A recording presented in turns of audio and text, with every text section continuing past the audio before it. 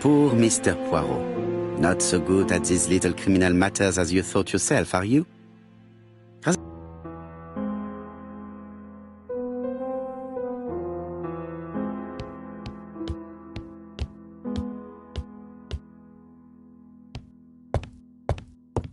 Mon ami, it is a pleasure to be working with you again.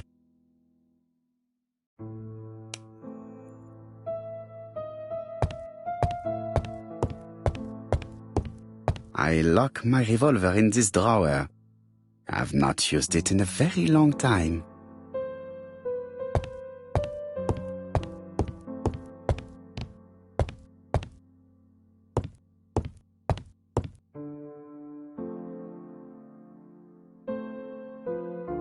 It is not a good time.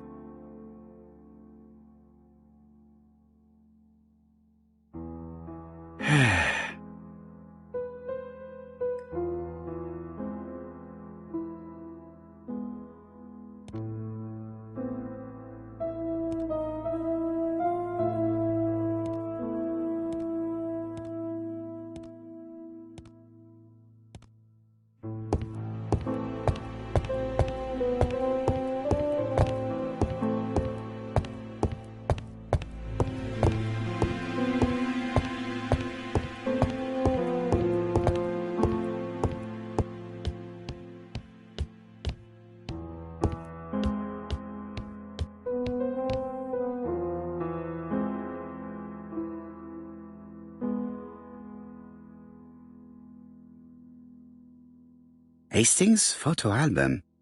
He is very proud of his bag.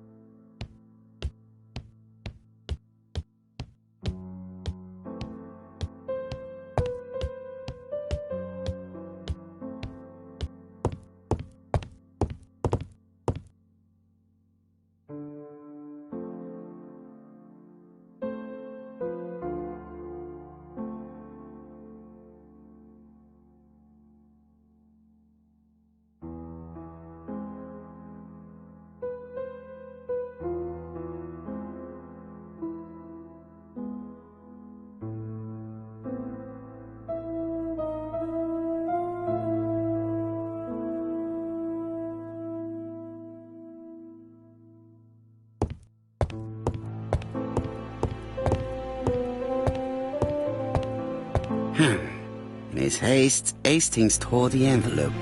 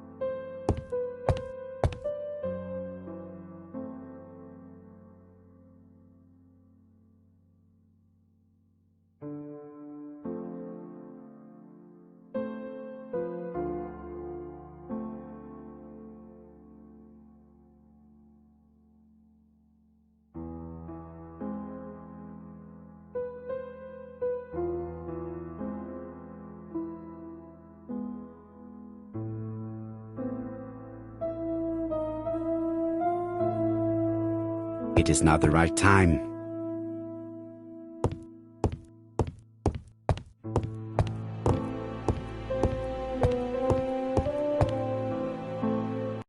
Right, let us compare this new letter with the second one. Let us examine this more closely. Certain characters in the two letters may have similar defects.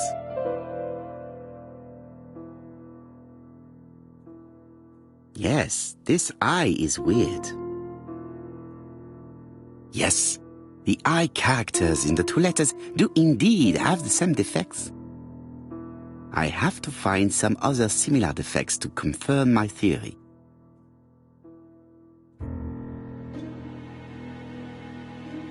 Yes, the A appears to be quite unusual. That's right. The A characters in the two letters do indeed have the same defects.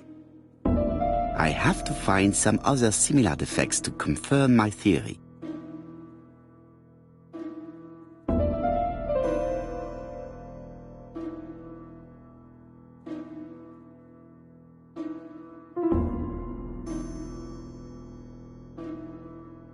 Let us examine the characters in this word.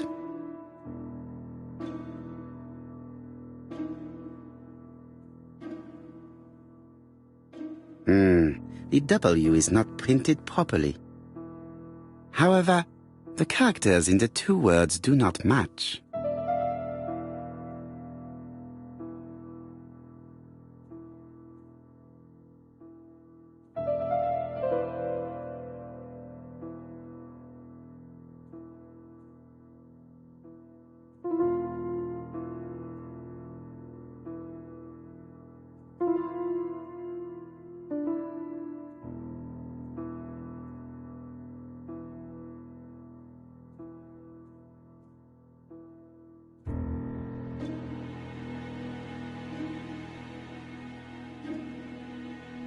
Of course, the W characters in the two letters do indeed have the same defects.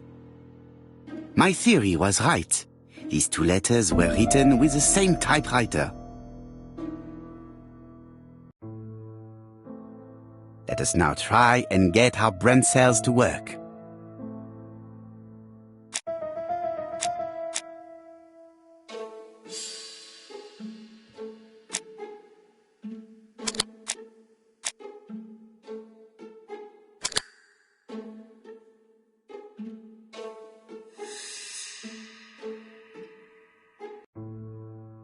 The letter should have arrived in time. The postmark shows that it was sent 3 days ago. However, our man made a mistake in the address, which explains the delay. All the same, the post office took their time correcting the error. Come on, Poirot. Your address is not quite as well known as that of Scotland Yard. Poirot, the telephone. It must be Jap.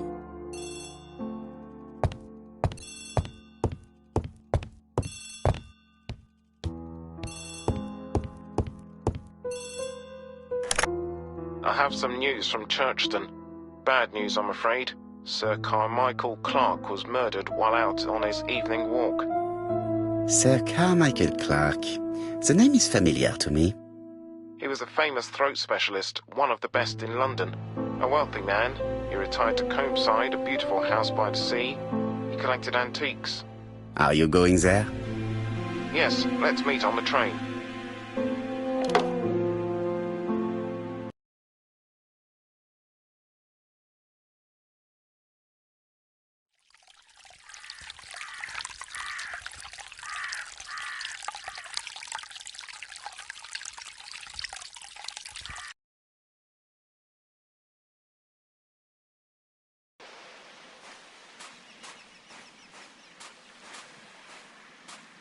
The victim is called Sir Carmichael Clark, one of the best throat specialists in London. The body was still warm when we found it. If we'd been warned earlier, we definitely could have saved him. It appears that the murderer made a mistake when he wrote his letter. A mistake? Lucky for him. And what if he did it on purpose? No. He's defined his madcap rules and he's sticking to them. It's a matter of pride for him. Shall we go up to the house, Poirot? You go, my friends. I will come soon.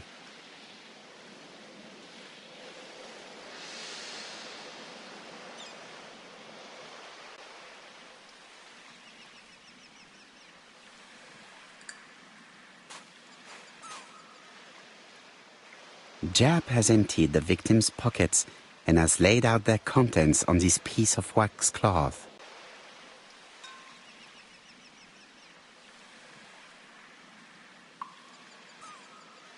An oriental dragon. It's an old piece, much older than the pocket watch on which it was fastened.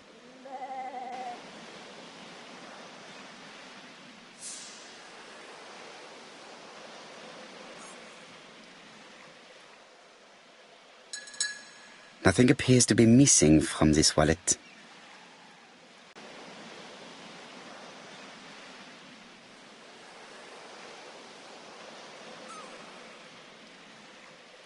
It is pointless.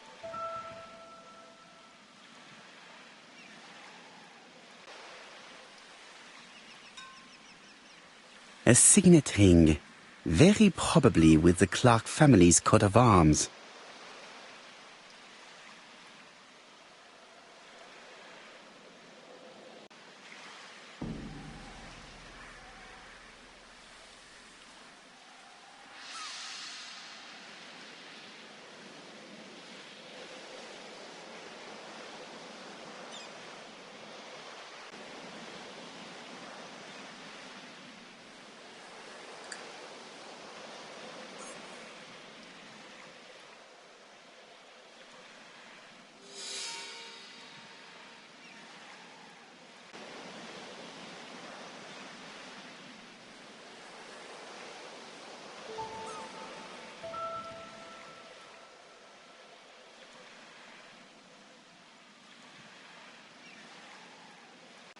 An ABC guide. The murderer's customary signature, covered in blood this time.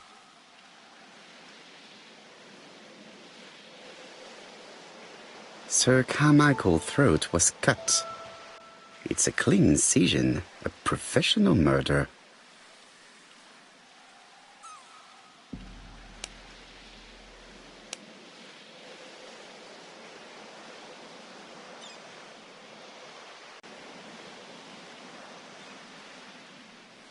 Apart from the wound to the throat, the body is untouched. No cuts, no bruises. The gravel on the path has been sprayed with blood that covers a conical-shaped area, which starts at the body and becomes wider as it moves further from the bush.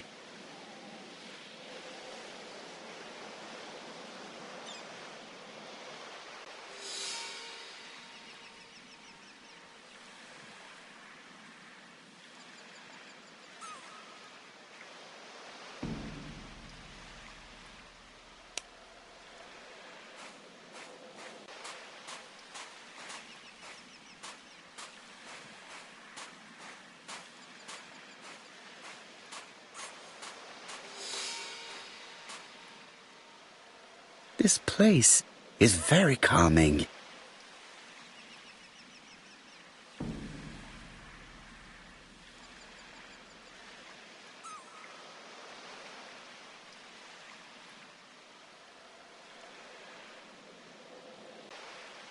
The site is exceptional. It is easy to imagine that Sir Carmichael used to enjoy stopping here every evening.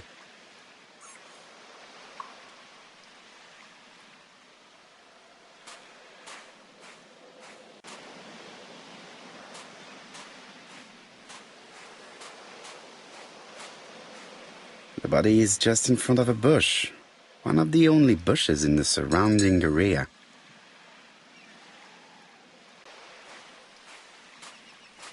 The vegetation behind the bush has been trampled. Let us now try and get our brain cells to work.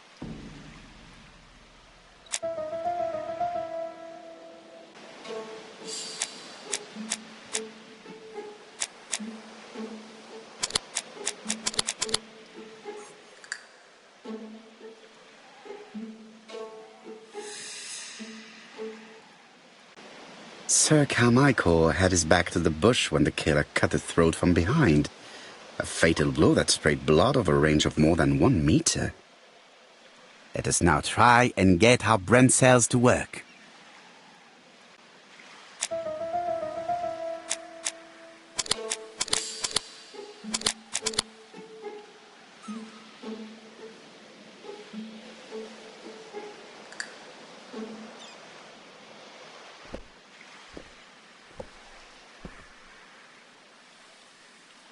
Have you finished, Poirot?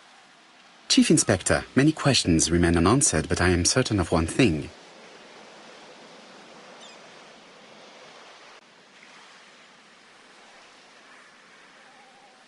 The killer has prepared his crime very carefully. Quite right. He must have known Sir Carmichael's movements well to plan such an attack.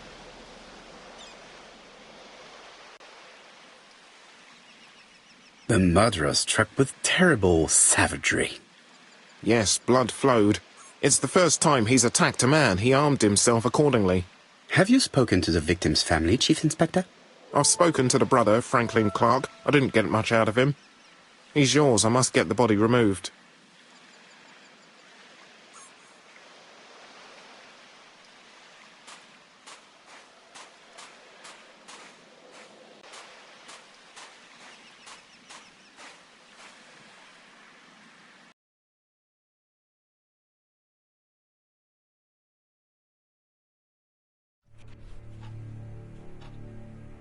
To be honest, this inspector seems rather obtuse. I'm counting on your friend Poirot to catch my brother's murderer. Ah, here he is now. Please, Mr. Poirot. Mr. Poirot, this is my brother's secretary, Miss Thora Gray. Pleased to meet you, Mr. Poirot. Would you like some tea? No, thank you, mademoiselle. I find it hard to digest.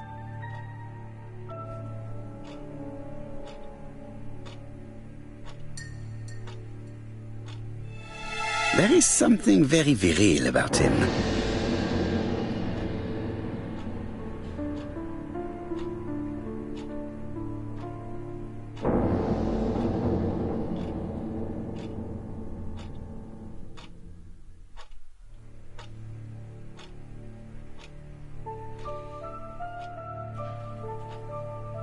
There is something very viril about him.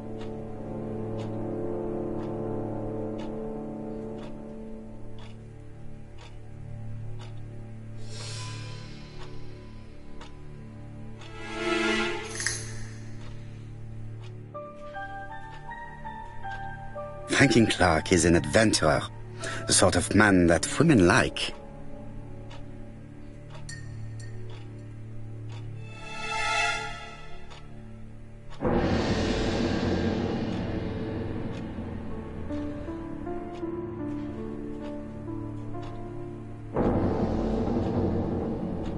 There is some.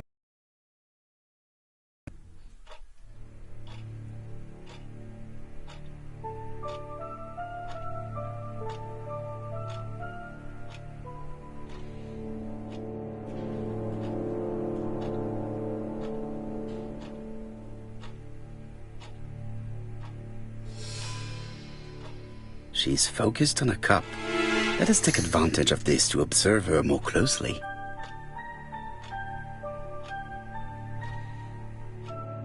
She has good taste, except perhaps in her choice of jewelry.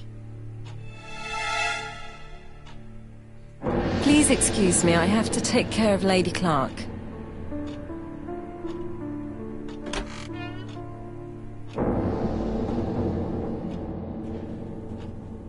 It is not the right time.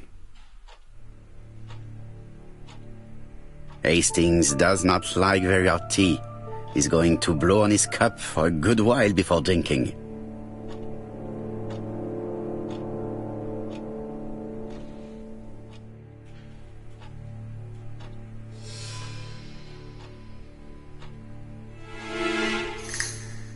It is a once-in-a-lifetime opportunity to question him. My brother's wife is gravely ill. You will probably want to question her, but I fear that it won't be possible today.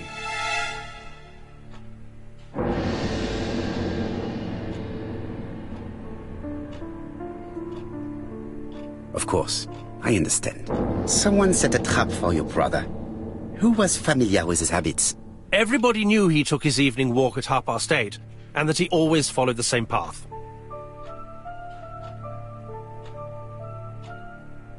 And did people of the village know Sir Carmichael's habits? I don't know. It's possible. What were you doing last night? After dinner, I went to my bedroom. At 11 in the evening, the telephone rang. It was the police. I went to look for my brother. Was it a dark night? It was a new moon. I took a lantern. So it was you who found the body? Yes, along with the gardener. Have you seen any strangers around the house recently? No. As far as I know, nobody has been near the house.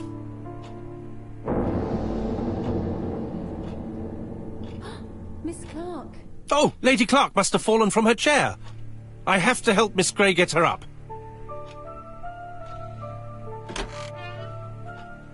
Hastings, while our host is gone, let's examine the drawing room. But, Poirot, a gentleman shouldn't... I take full responsibility. All you have to do is to leave the drawing room door ajar and let me know if anyone is coming.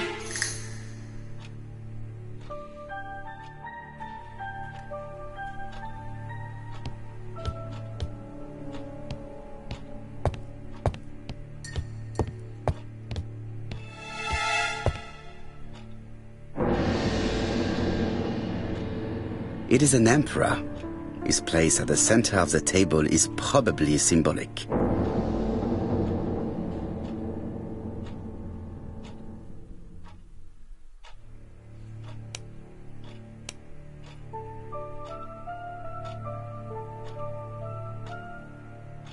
A crane?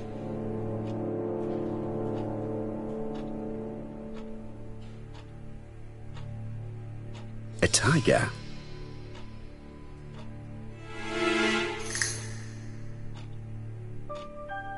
A turtle?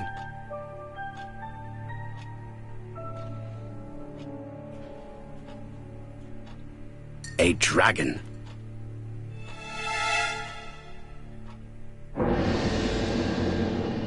Dragon, dragon, dragon. Sir Carmichael showed himself to be very consistent in his collection's theme.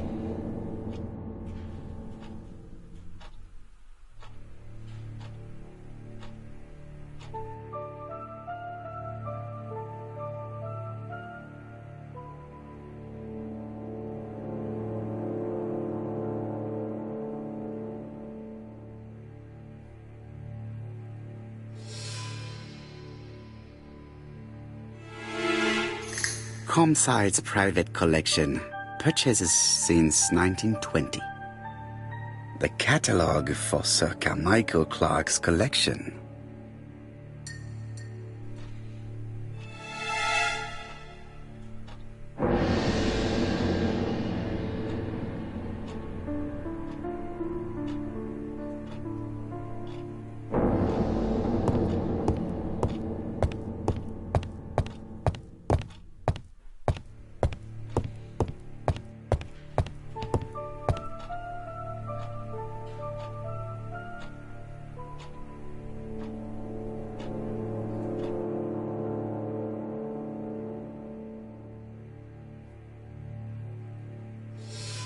Compass, point to the south.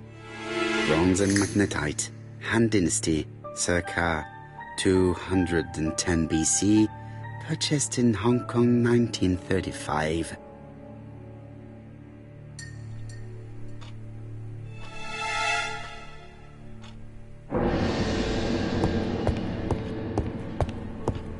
There are some very valuable objects here.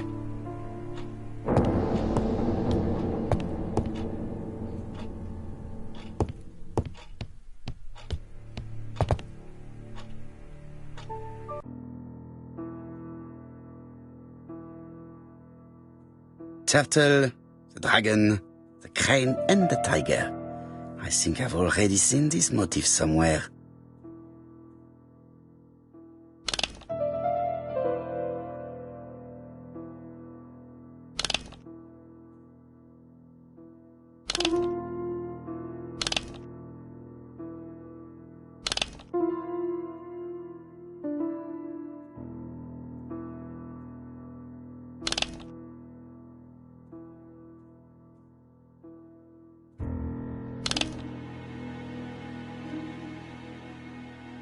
The position of each motif is correct, but they are not turned the same way as on the table.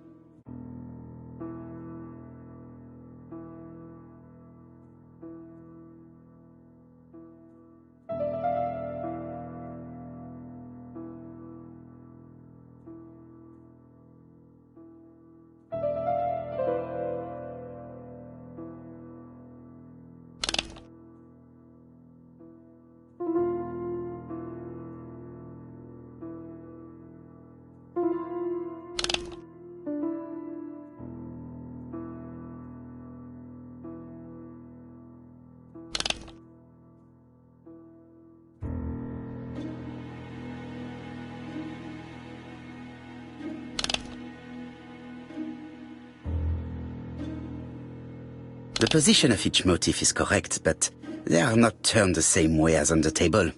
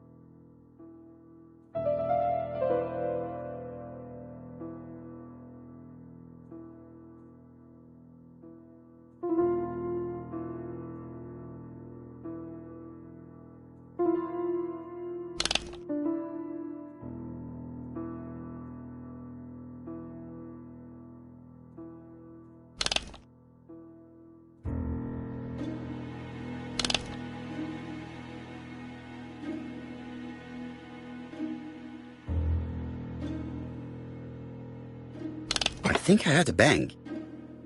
Could it be this cupboard?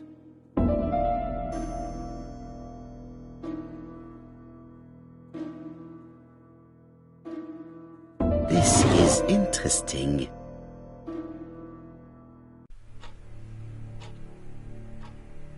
These daggers are only ceremonial weapons. I do not think that the crime weapon is here.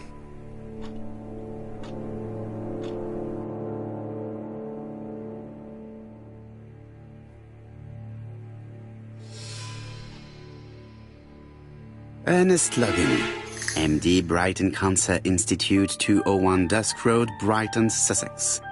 To Sir Carmichael Clark, MD, Comsite Churston, Devon. Brighton, 1935, January the 5th. As a man of science, I owe it to you to be completely frank. Lady Clark, your wife is suffering from a generalized terminal cancer. I confess I didn't suspect anything like that during the first exams. But with the test results I have received today, there is unfortunately no place for doubt. I estimate that Lady Clark's life expectancy is no more than 1 year. Hospitalization would not help in her case, so I advise you to keep her at home and provide her with as much morphine as required to ease her last moments. Yours sincerely, Ernest Logan.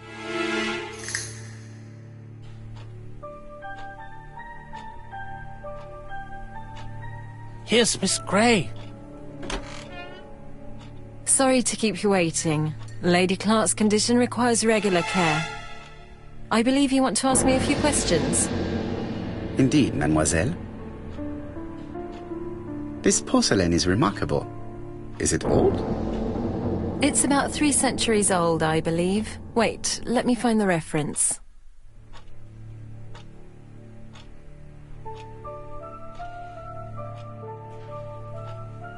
She appears to be very flustered.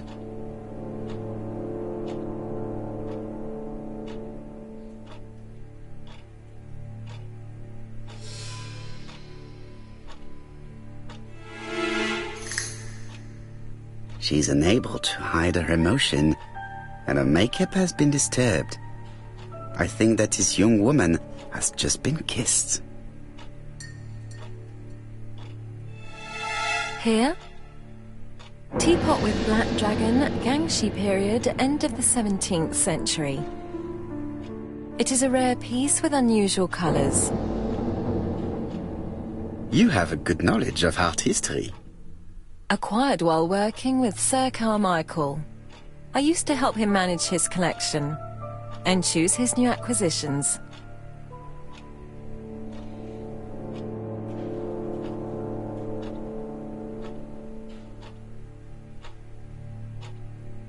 And sometimes, he used to give you a piece as a gift. Is that right? Gift? What do you mean?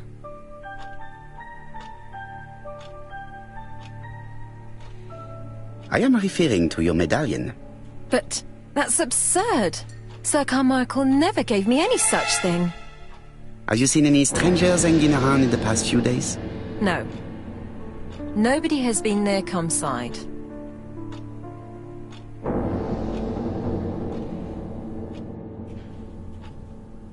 What were you doing yesterday evening at the time of the murder?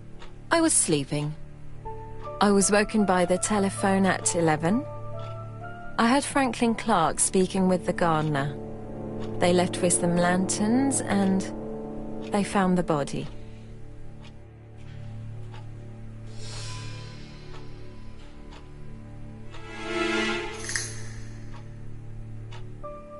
What are your feelings about Franklin Clark? What an odd question. Of course I think he's a good man. He's energetic, nice, very sociable.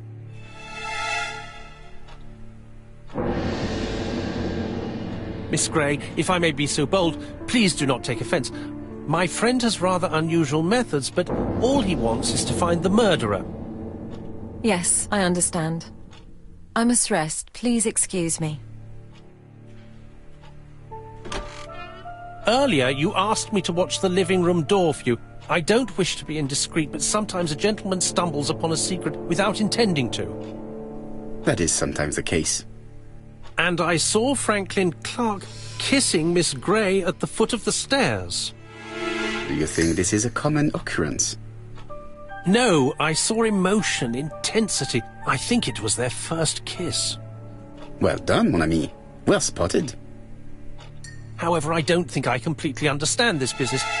Why did Sir Carmichael not defend himself? He appeared to have been active and strong. The murderer did not give him a chance. Let us try and reconstruct the scene.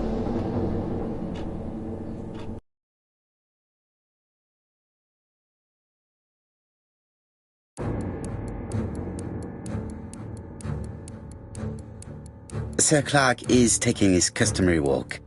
Our killer is hiding behind a bush.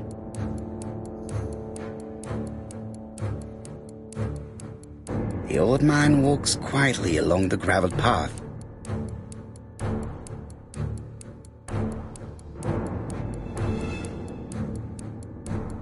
Then he turns towards the sea to gaze at it.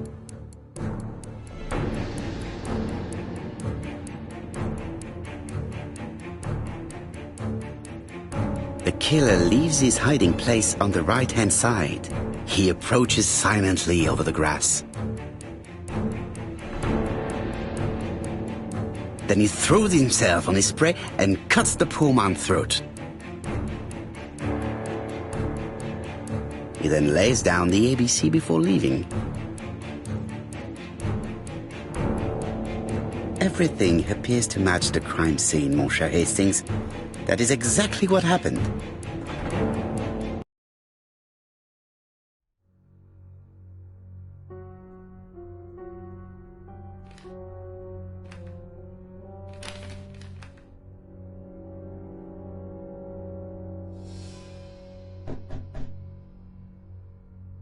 Oh, just a minute. I'm getting dressed.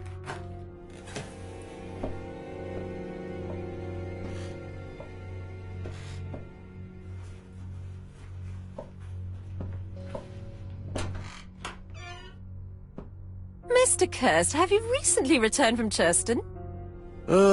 Yes, indeed I have. Have you seen the papers? And to think that you might have rubbed shoulders with the killer. Imagine that. Mr. Kirst, are you all right? You don't seem well. My apologies. My throat is burning and my head feels heavy. It's ever since the war, you know. Since my injury, my head has never been the same.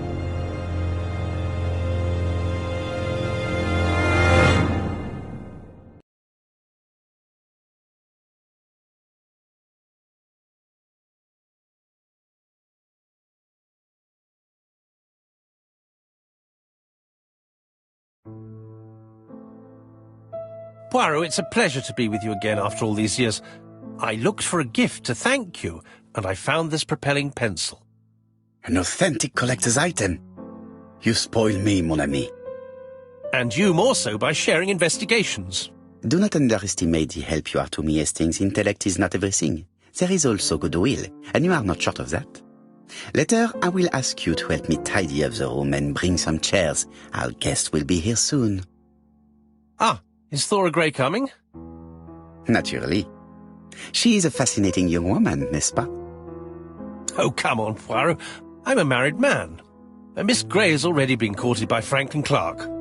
Poirot, our guests will be here soon. We must prepare ourselves.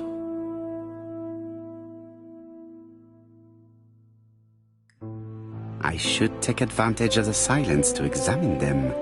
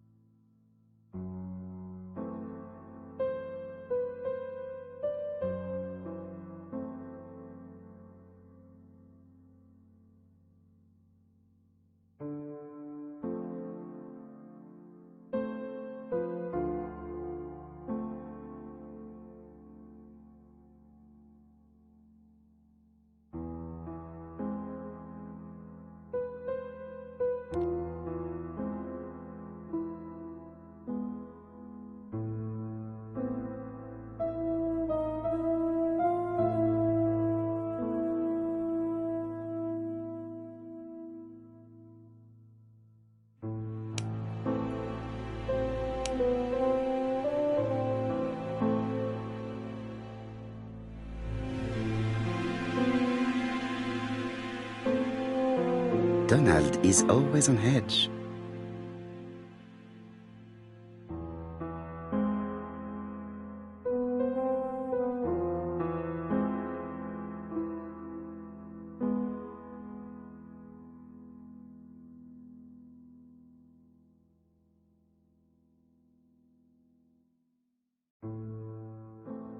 Leave me alone.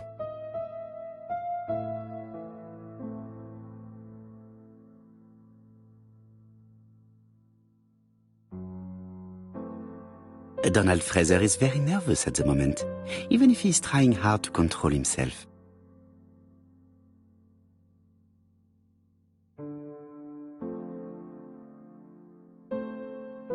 She appears to have taken more care with her appearance than the last time.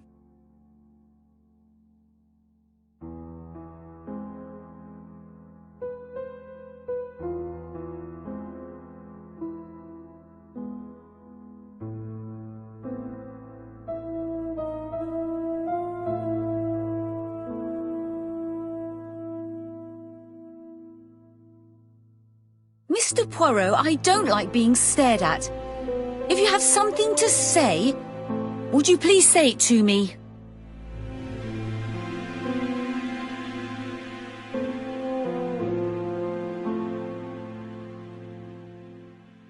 She appears to have taken more care with her appearance than the last time.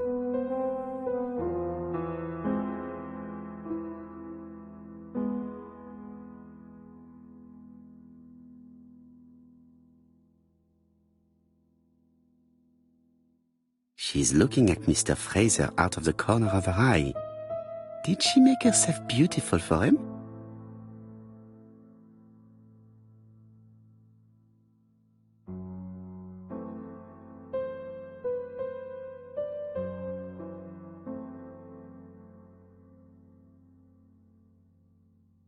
I ought to concentrate on my guests.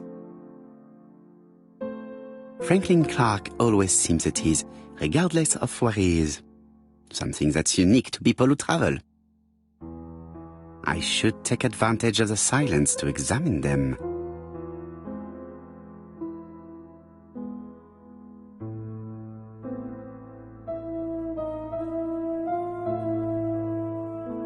The song says, "Sometimes I love a blonde who comes from Eden by way of Sweden. But I am not sure that this blonde is an angel." I should take advantage of the silence to examine them.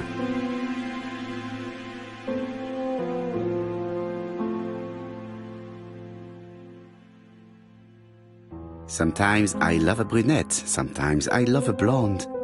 That's what the song says. I wish to thank you all for coming. I wanted to bring everyone close to the victim's ear in order to unmask the murderer. Get to the point, Mr. Poirot. What do you want from us?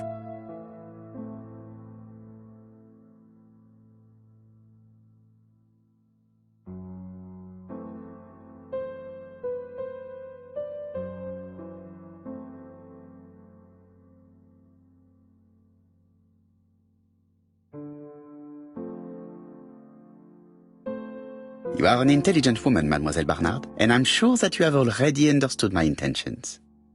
You think that if we put our heads together, we might come up with something new? I am convinced of it. What I ask is that you search your memories. The murderer must have left some trace. Yes, he must have prepared his crimes very carefully. Tout à fait. He did not get to Bexhill at midnight in order to strangle a young girl whose name by chance starts with P. Must we go into that?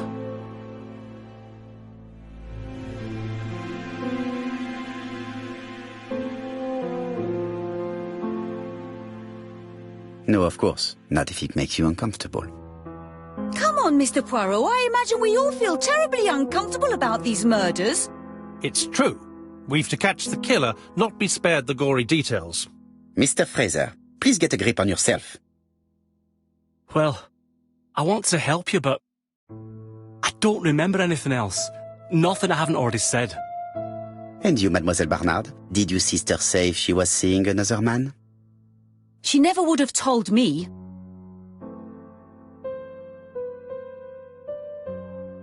Why would she hide the fact from you? Betty knew I didn't approve of her behaviour. Her flirting was spoiling any chance she might have had. Tell me, mademoiselle, what did you talk about with your sister? Silly things. Her new dress. She wanted a pair of black stockings to go with it. Mother bought her a brand new pair. The day it happened, she was crying. And to think that Betty never even wore them. Poor Mummy. Your sister used to sing, I believe. Did she ever perform in public? She dreamt about it, but she had a very bad cough. It troubled her greatly. She had to cancel auditions and miss lots of opportunities. A pity. Yes, she sang well, but that doesn't tell us much about the murderer. Qui sait? In any case, we now have enough information to draw up a relatively precise psychological profile.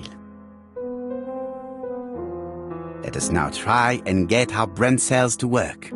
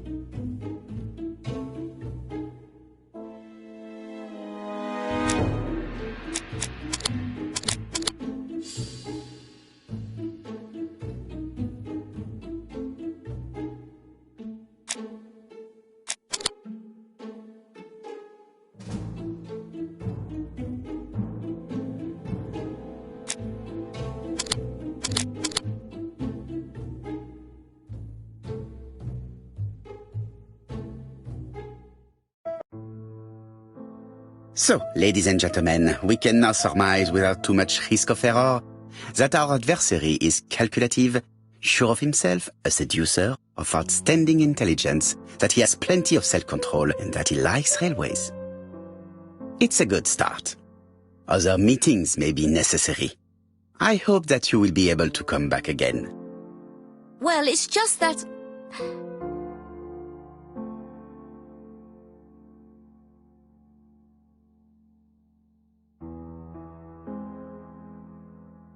Is something bothering you, Mary?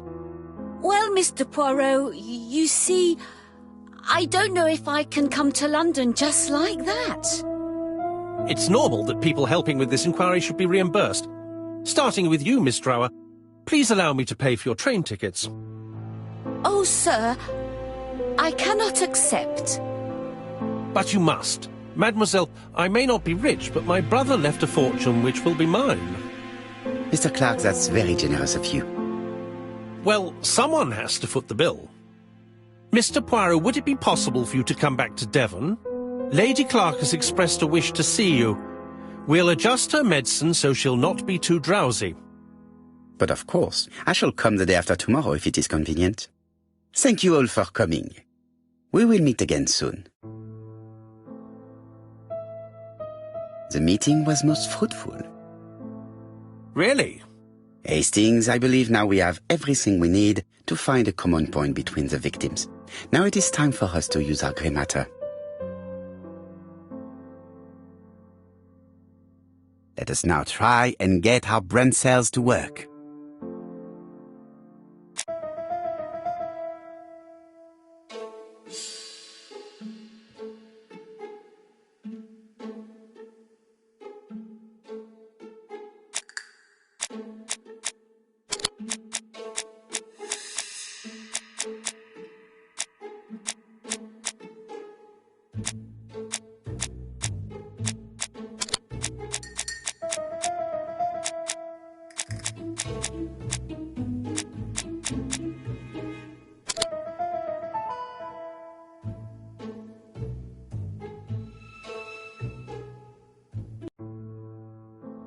The first two victims suffered from bad throats, and that was precisely the specialty of the third victim, Dr. Clark. We have a lead. It would pay to take a closer look at the medical records of Dr. Clark's patients. We'll do so during our next visit to Churston. I will do it myself, mon ami. You must remain in London just in case ABC sends us another letter. Very well, as you wish.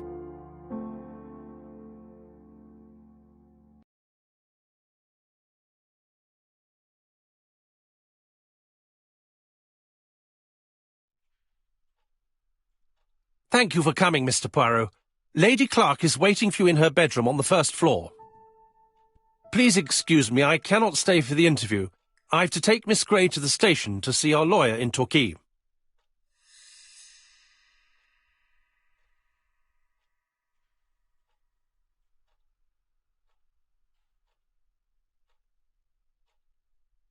Are you going on holiday, mademoiselle?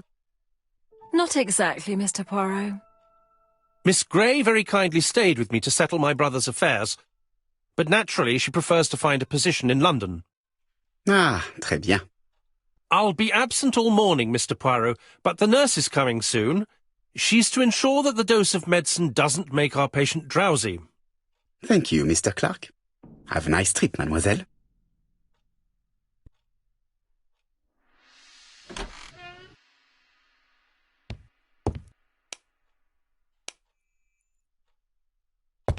I am not going to leave Campside now.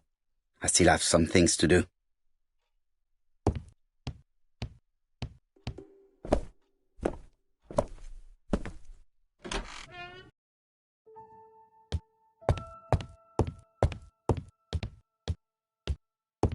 It would be rude to make Lady Clark wait any longer.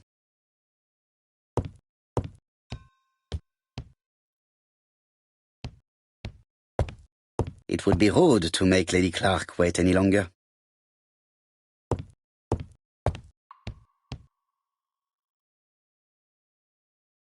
This poor woman is very ill.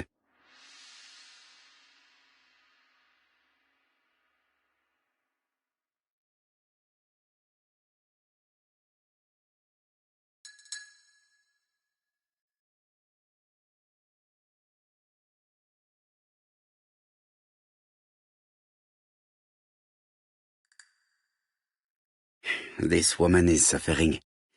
She is in no state to have a conversation.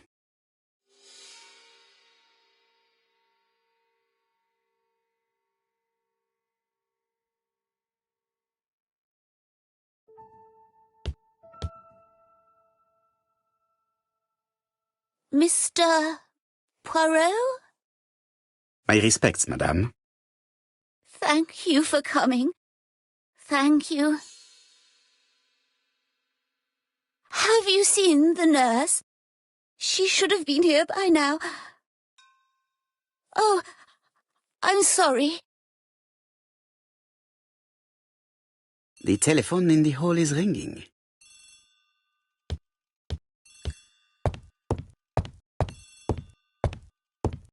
Lady Clark is in pain. I have to give her an injection of morphine to ease her suffering.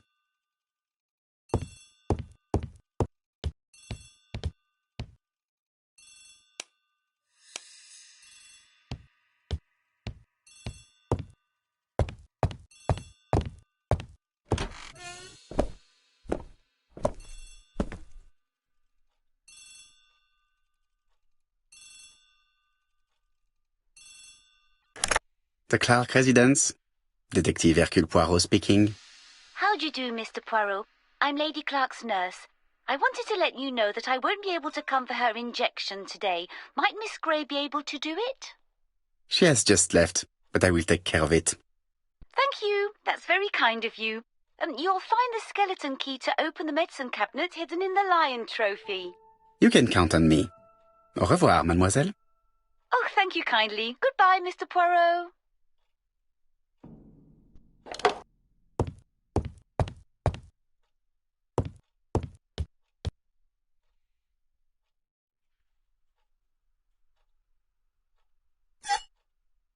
Here is the skeleton key.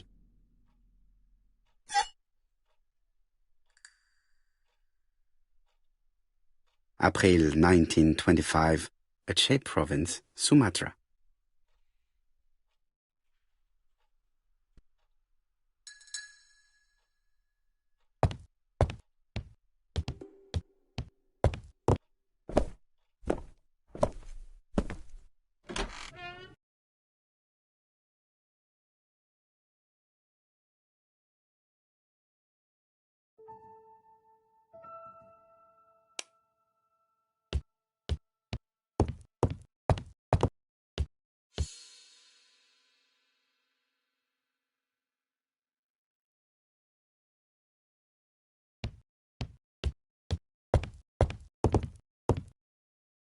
Lady Clark is in pain. I have to give her an injection of morphine to ease her suffering.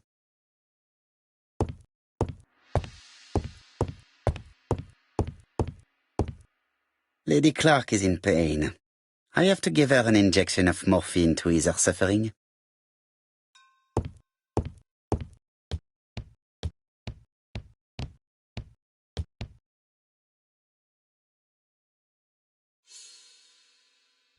It's closed.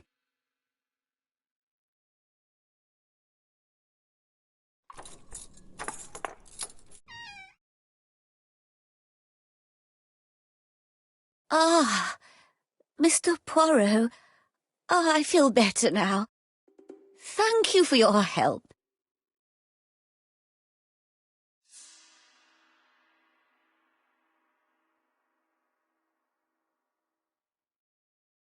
Madame, you are tired, so I will get straight to the point. What can you tell me about this business? What business, Mr. Poirot? No doubt. You wish to talk to me about what happened to your husband? Ah, yes. Oh, poor Carmichael. Has the madman who killed him been caught? Not yet, chère madame. There was a great many people in Cheston on the day of the murder. Indeed.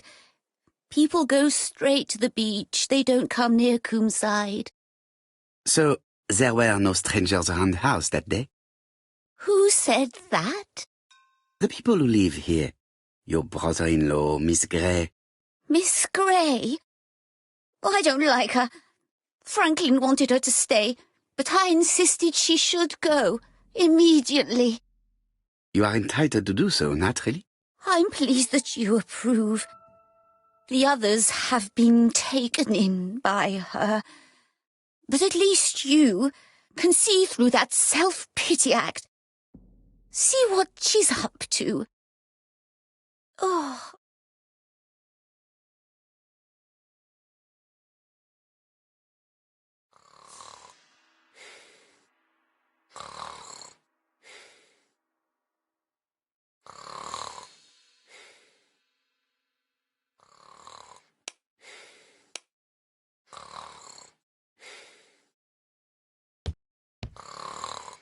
She's sleeping.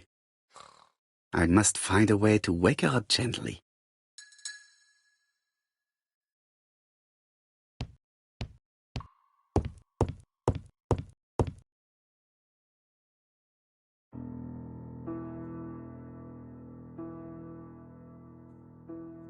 The mechanism appears to be broken.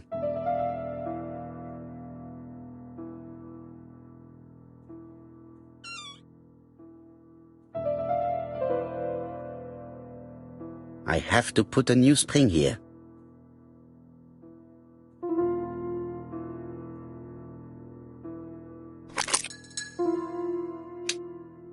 I hope that Hastings will not be cross with me.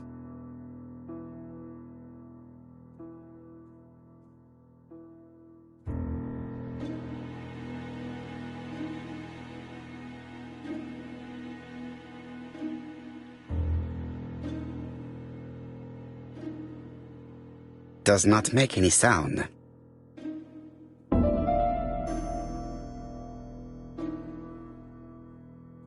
This is where the comms go. This part appears to be working. This is where the comms go.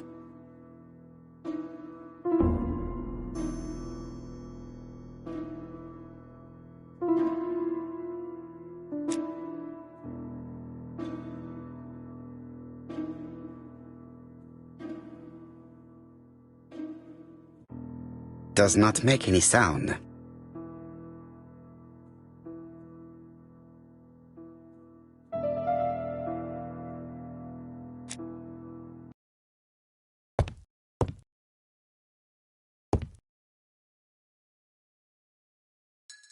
This couple appears to be having fun.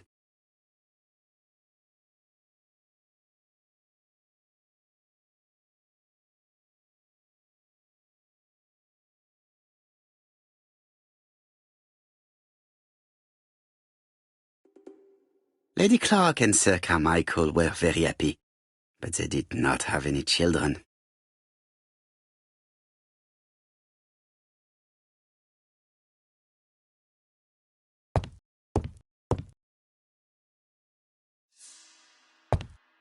This subject would probably be useful to me.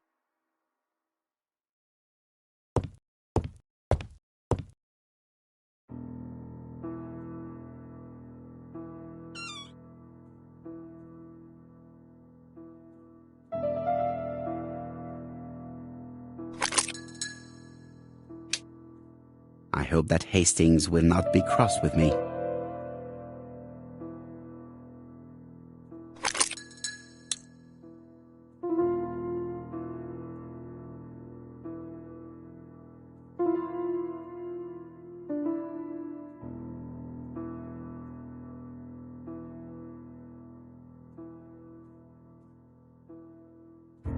Does not make any sound.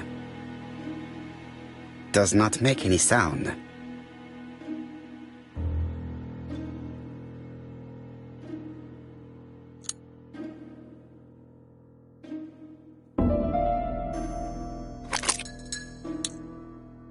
This part appears to be working.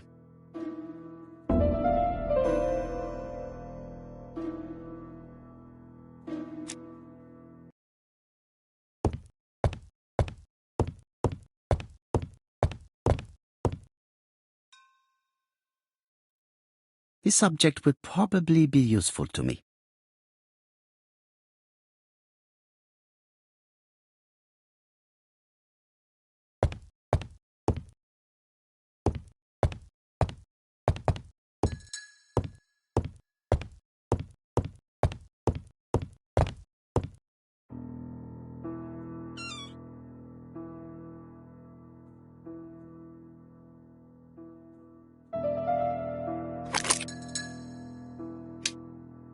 I hope that Hastings will not be cross with me.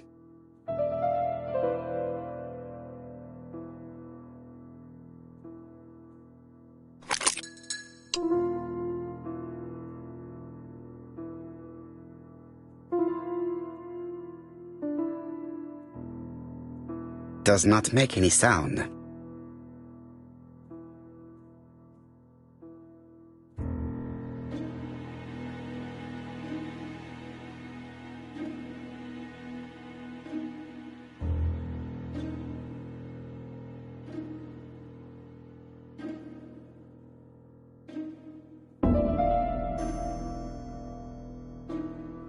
bronze comb is preventing me from positioning this one.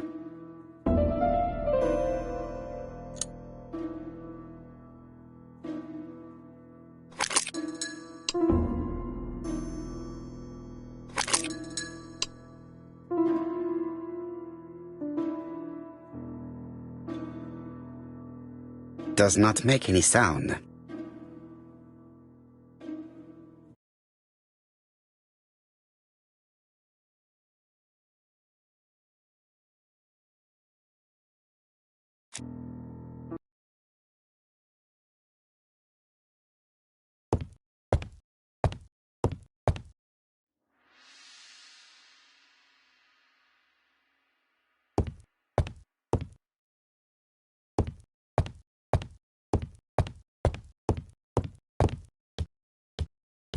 She is sleeping. I must find a way to wake her up gently.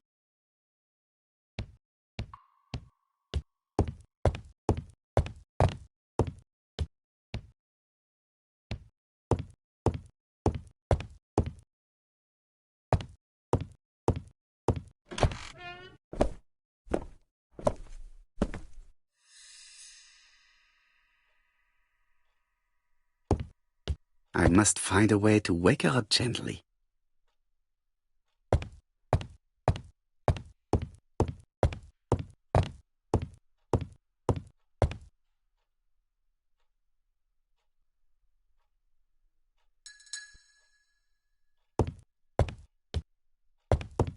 It is not the right time.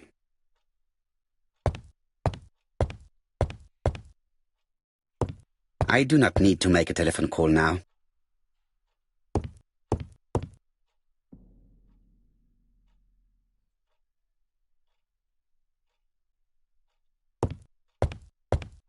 I must find a way to wake her up gently. I must find a way to wake her up gently.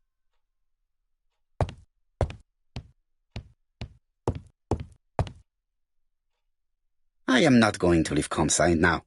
I still have some things to do. I must find a way to wake her up gently.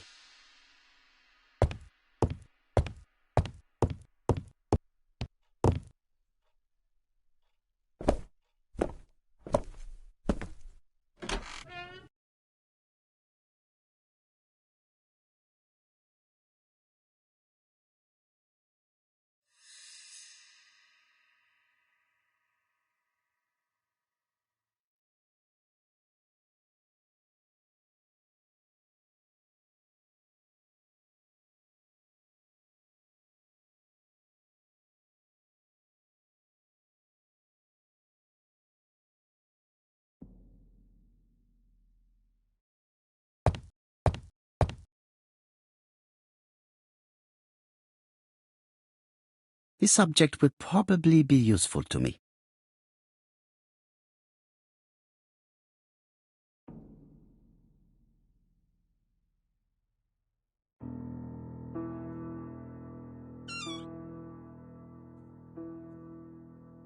I have to put a new spring here.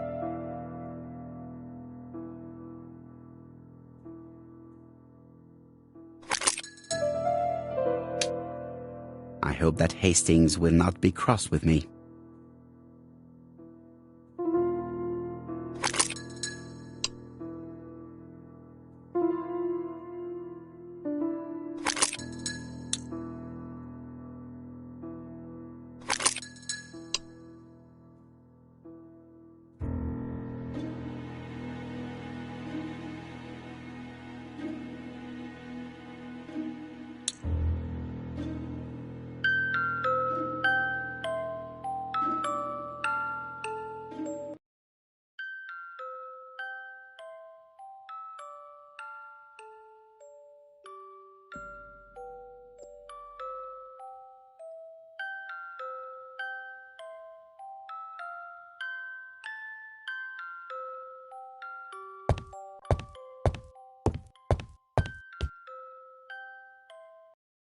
Oh, what are we talking about?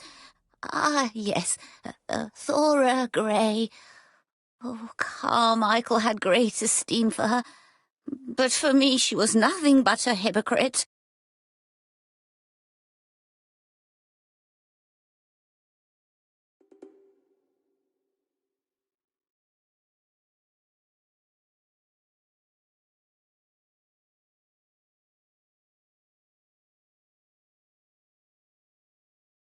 Miss Grey was a hard worker, though. Thank goodness. Fortunately, she was good at her job. I don't see why you all think you should have to defend that girl.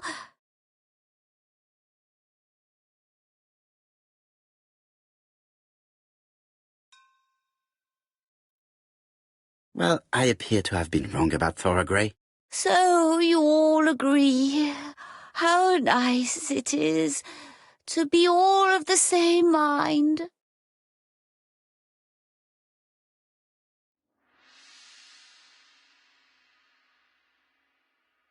Miss Grey did look after you very well, though. Outwardly. But she's hiding something.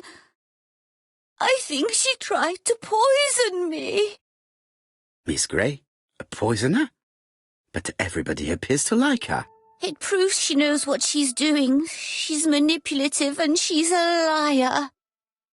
A liar? Let's see, didn't she say that on the day of the crime nobody was around Coomside? That is correct. Well, at 11 o'clock I saw her talking to someone. Really? And what was this man like? An ordinary sort of man with a very plain face. Oh, I don't remember well. Was he a gentleman?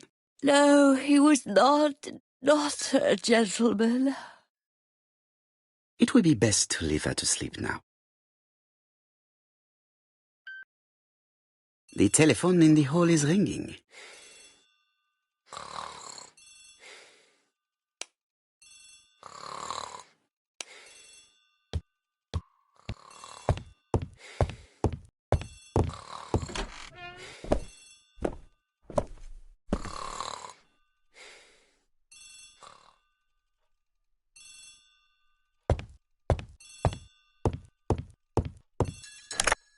Hello?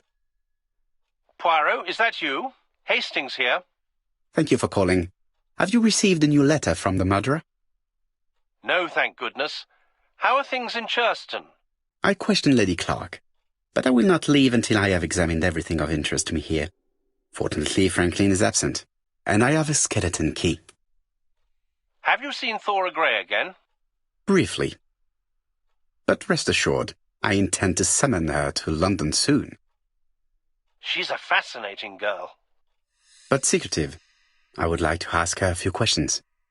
Poirot, she wouldn't hurt a fly. Each to his own, my friend. Yours are pretty often mine old ladies that have the maladies. Poirot, are you mocking me? No ill intended, rest assured. À bientôt, mon ami.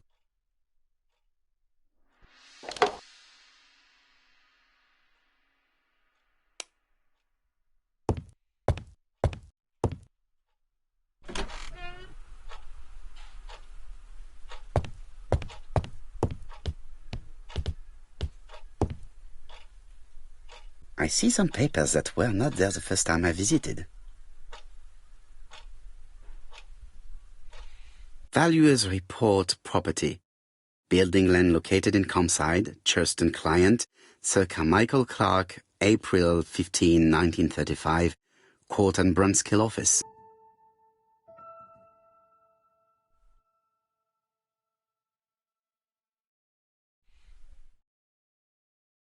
Court and Brunskill. The name is familiar. Is that not the name of the firm Donald Fraser works for?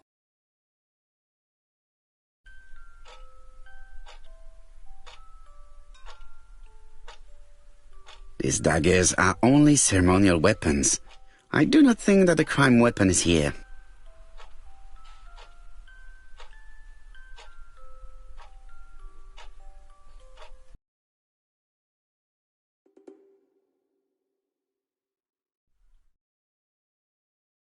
Ernest Logan, MD, Brighton Cancer Institute, 201 Dusk Road, Brighton, Sussex.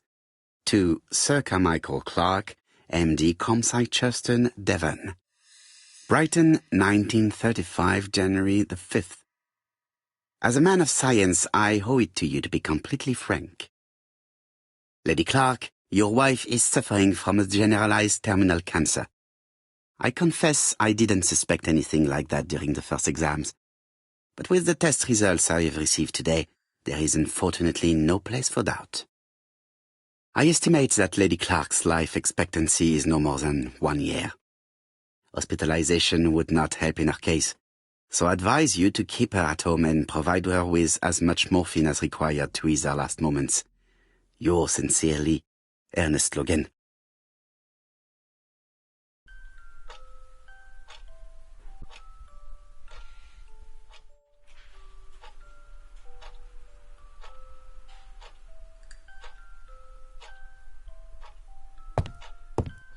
Order and method above all. Let us finish examining the mansion while no one is around.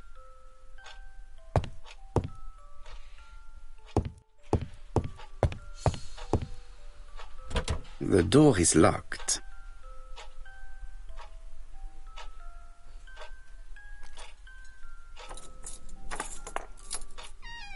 This unit contains the medical records for Sir Carmichael Clark's patients.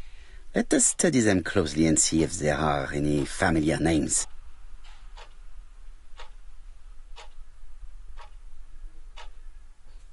Lots of dust. The records from E to Z have not been touched for years. No names. Disappointing.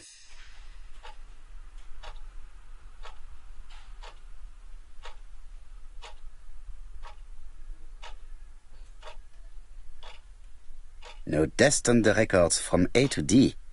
They've been handled recently. No names. Disappointing.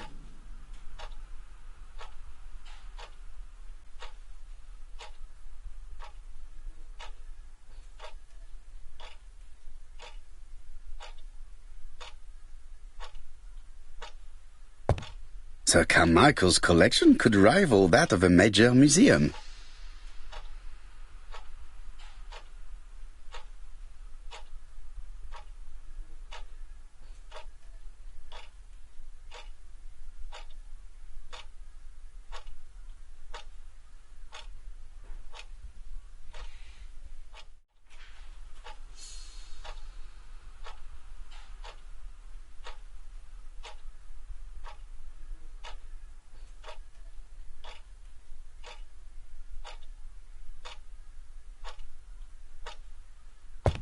Sir Carmichael's collection could rival that of a major museum.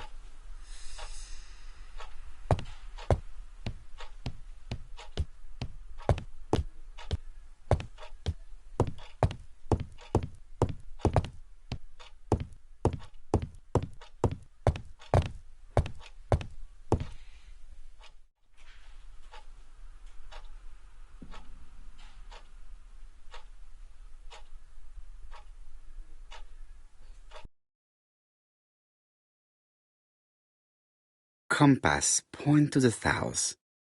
Bronze and magnetite, Han Dynasty, circa 210 BC, purchased in Hong Kong 1935.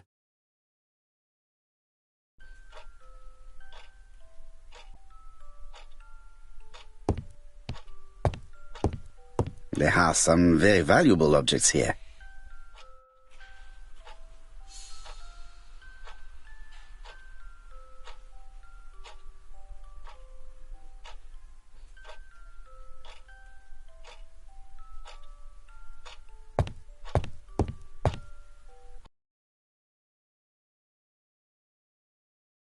Comside's private collection, purchases since 1920. The catalogue for Sir Carmichael Clark's collection.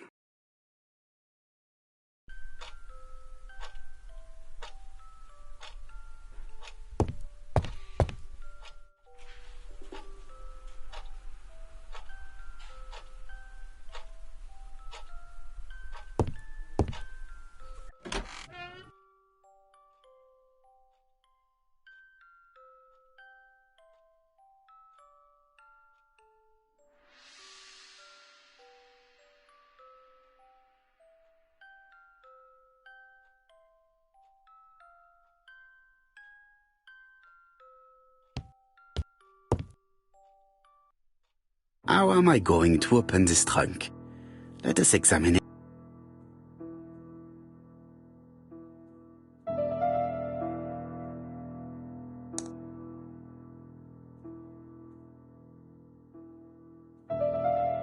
That does not appear to be very useful.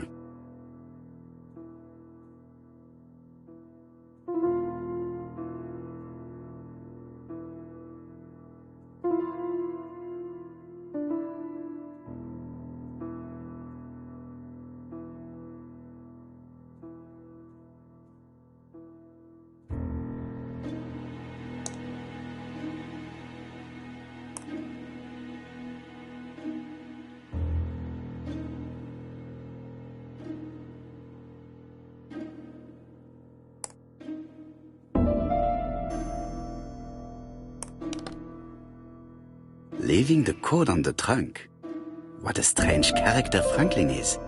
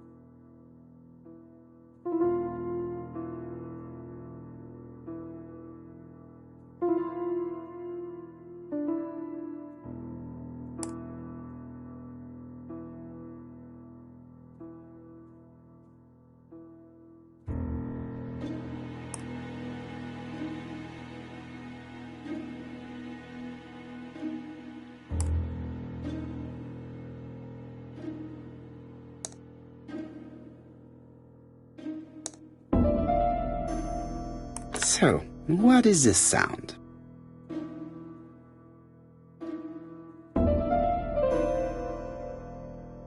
I should be able to open the trunk now. There we are.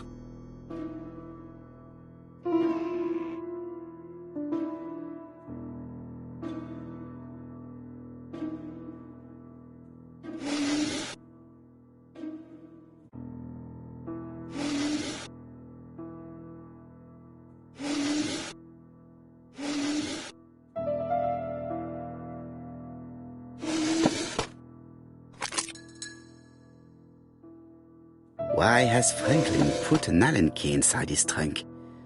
I'll borrow it for a minute.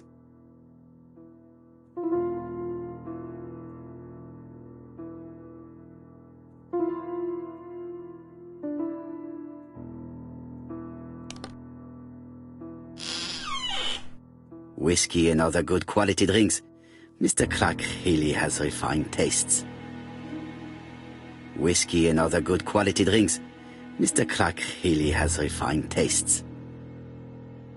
whiskey and other good quality drinks. Mr. Clark really has refined tastes.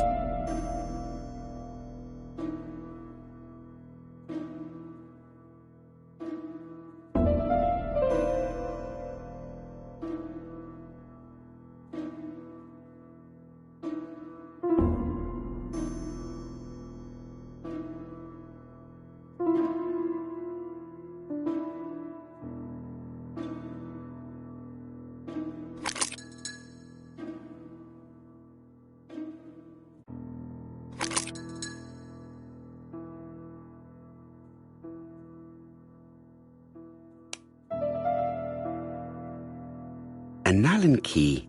It can be used in 5 positions.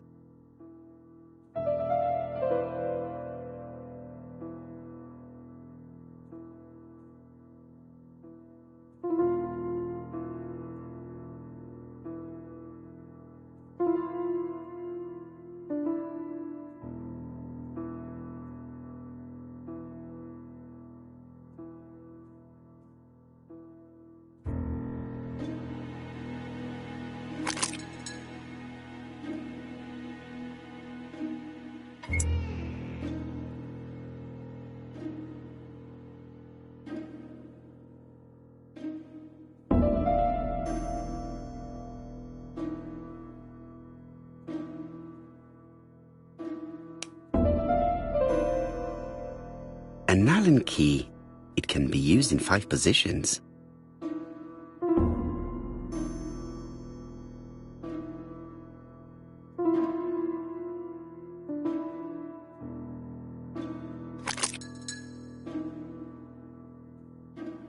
Another screw.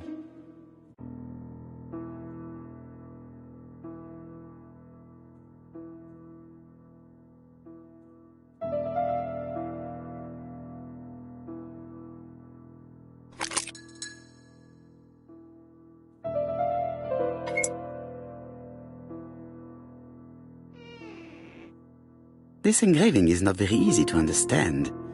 I need to sort it out. It is blocked.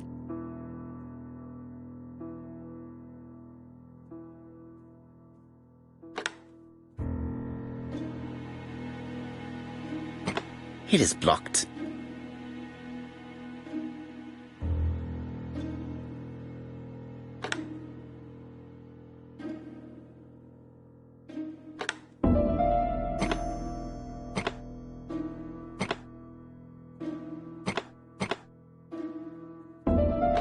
It is blocked.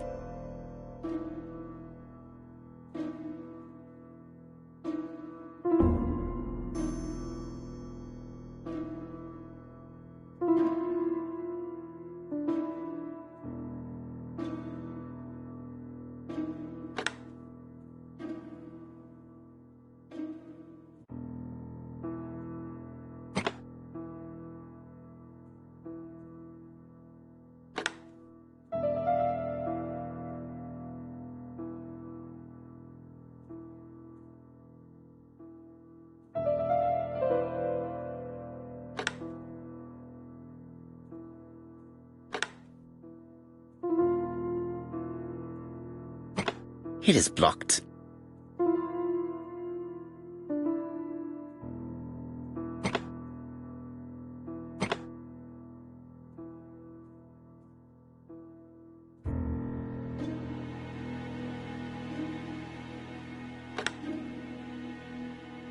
It is blocked.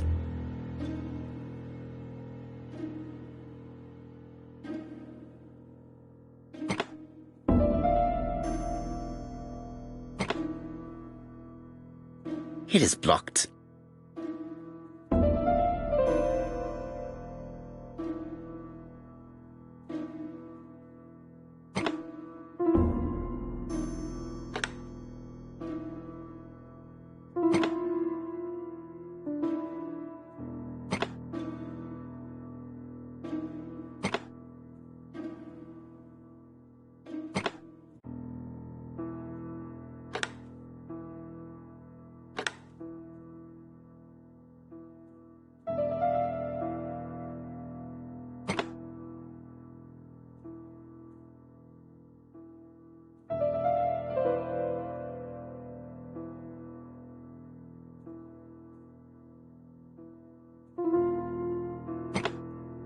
It is blocked.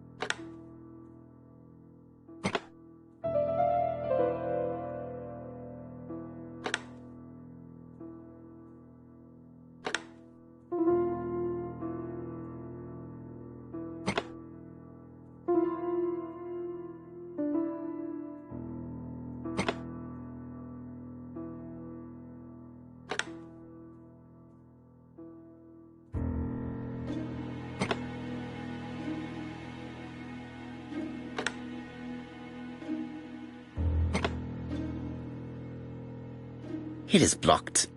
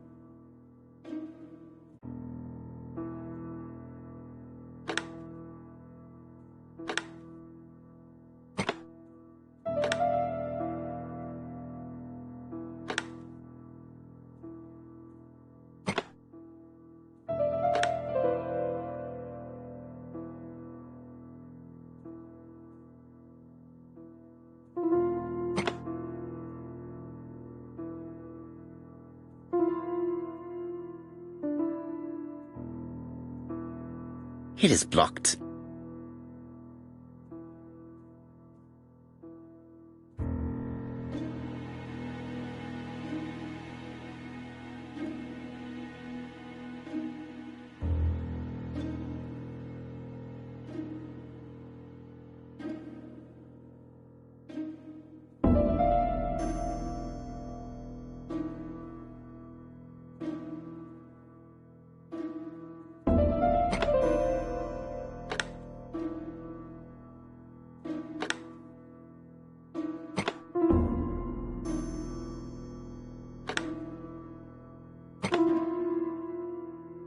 Franklin must really love his country to have an engraving in his trunk. I think I heard the panel above release.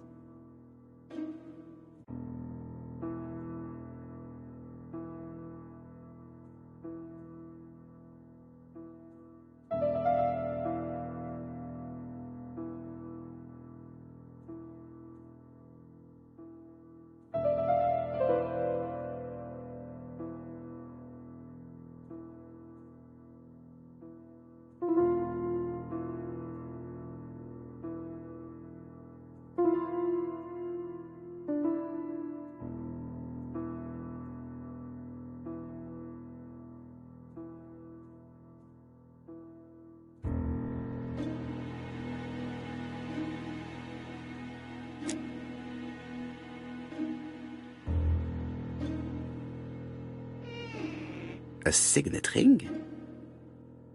A signet ring with a code written on it. 1587. It may be useful to me.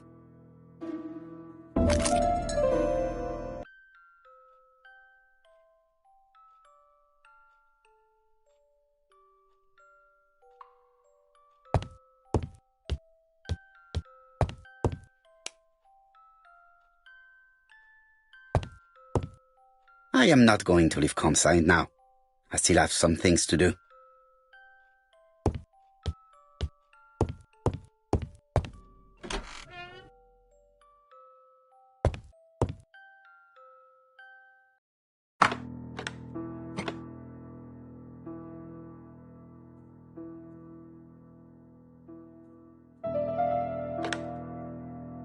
I think the signet ring should be placed here.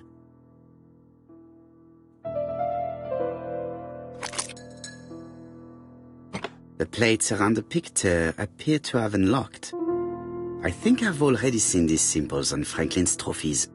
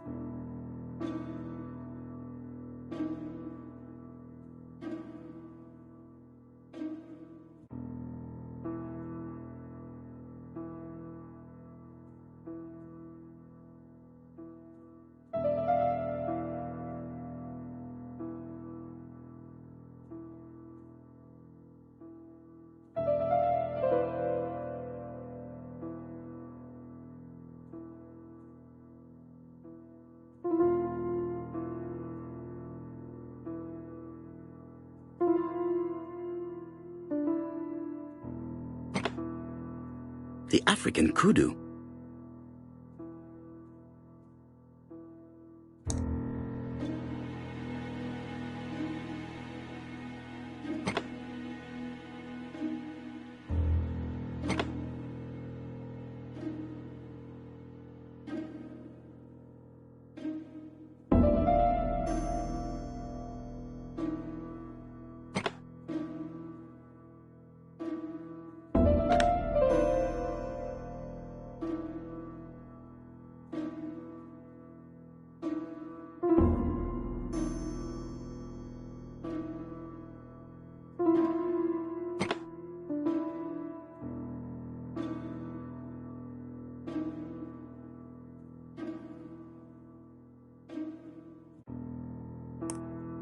Brazil.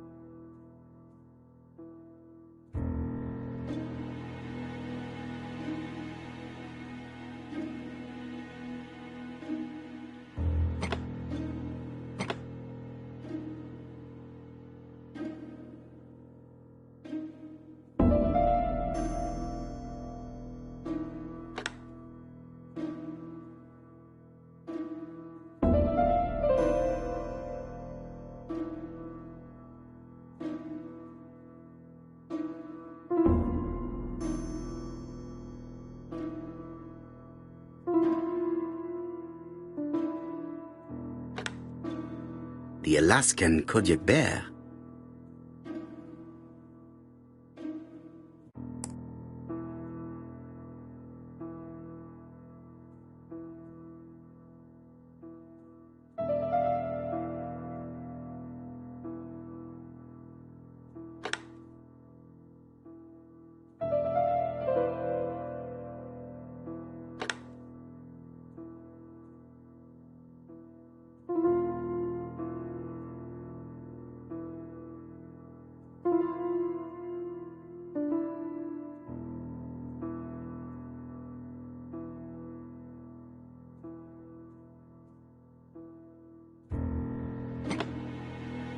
the lion of Sumatra. I heard the sound of a mechanism. Strange way of protecting one's safe. Triangulating one's hunting sites on a map.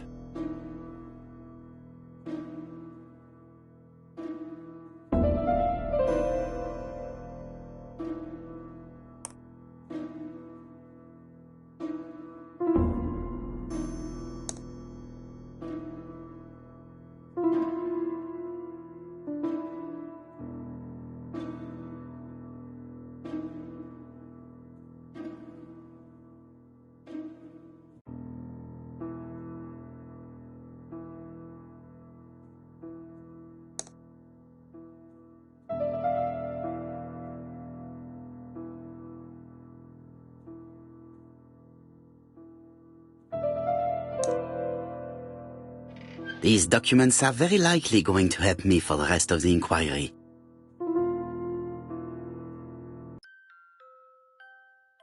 Eton College School Year 1912-1913. Franklin Clark. School report for Franklin Clark. According to his teachers, Franklin was a good student but lacked discipline. 12 gold sovereigns. Some shares for the Southern Railway and some treasury bills. This is not worth much, hardly enough to justify your robbery.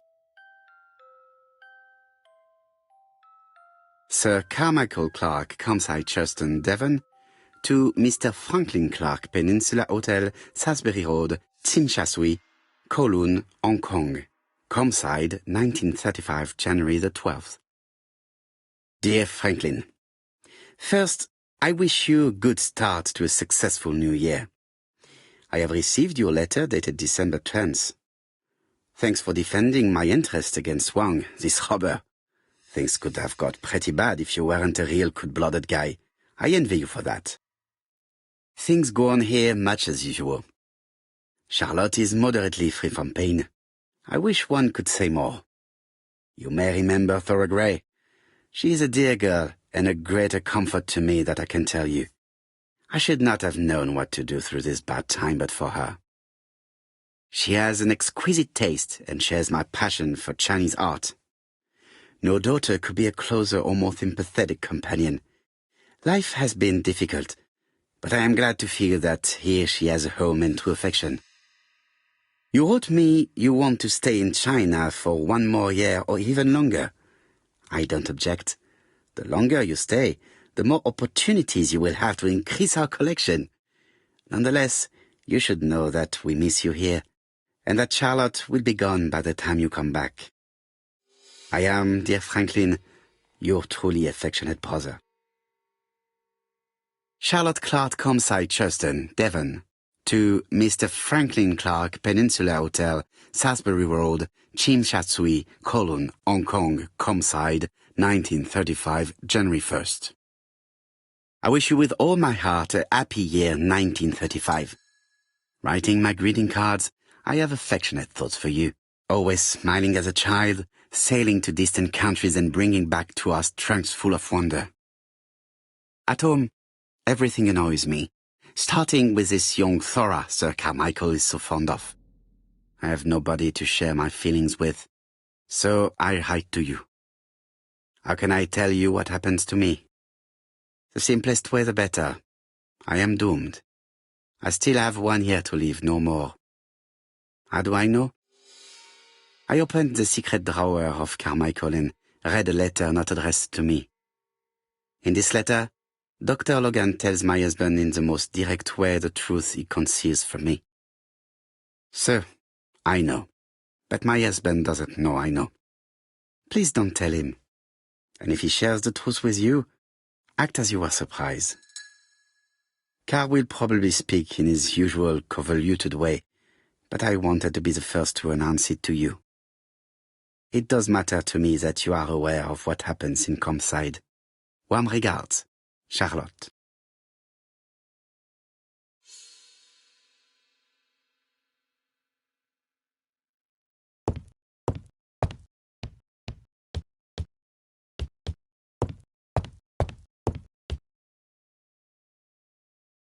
Franklin appears to be very active.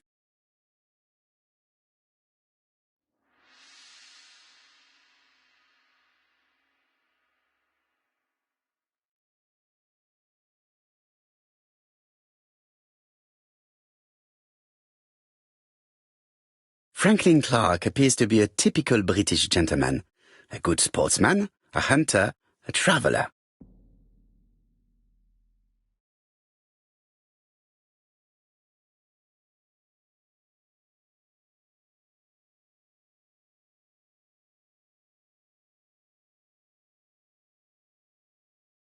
February 1922, South Africa.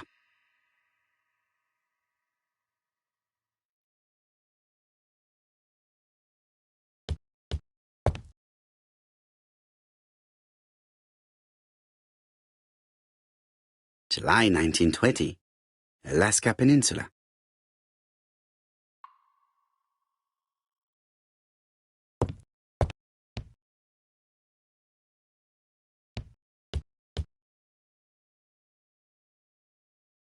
Franklin Clark appears to be a typical British gentleman, a good sportsman, a hunter, a traveller.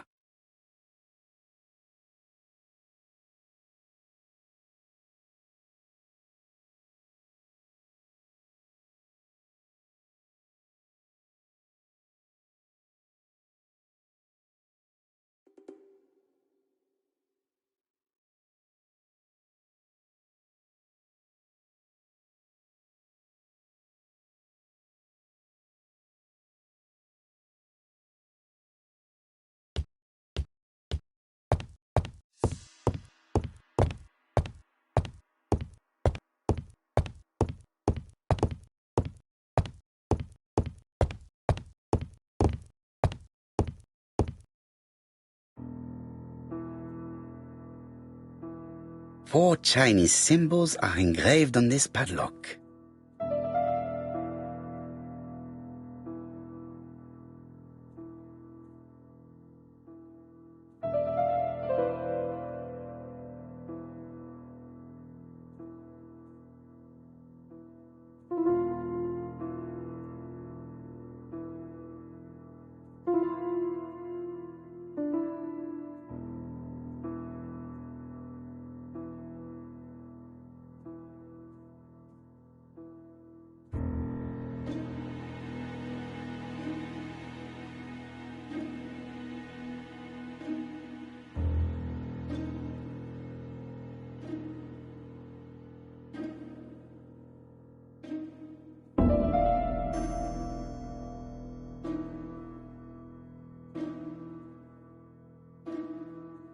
Well, the characters engraved on this disc resemble those engraved on the padlock.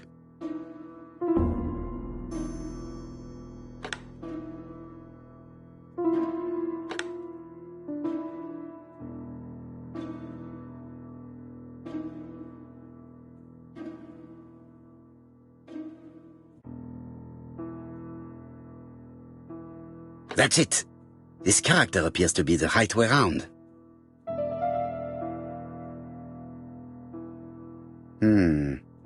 It's only a hinge. Nothing interesting.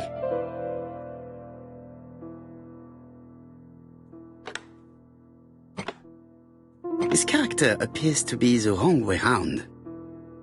Maybe I should look to the padlock again.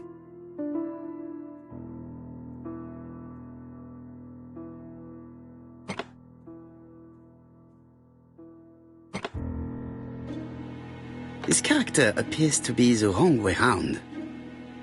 Maybe I should look to the padlock again.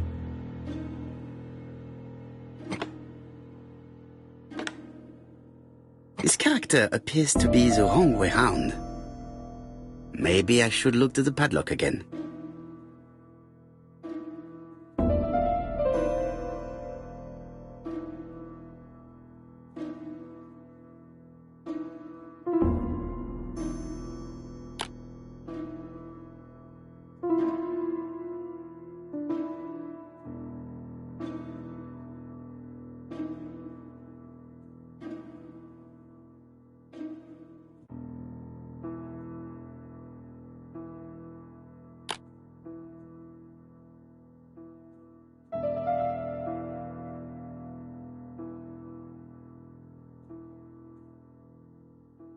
No, it's not the right code.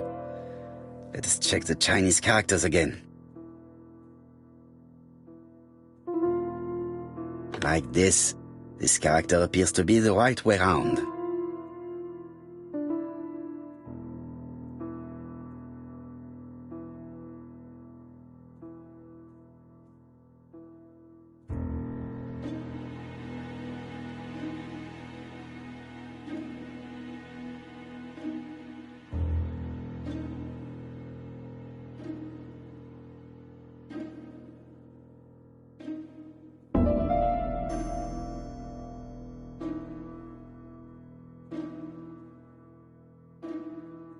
The position of this character looks right to me.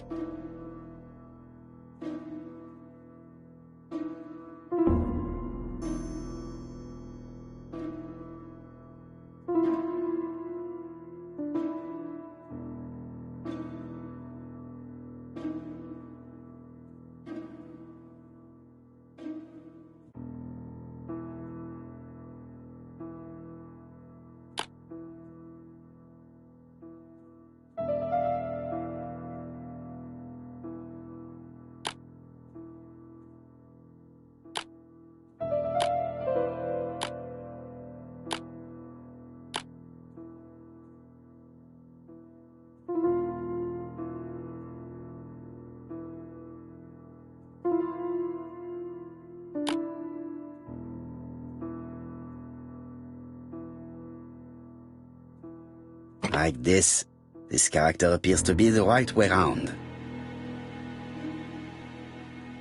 Very good. All the circles are facing the right way. What are they showing me?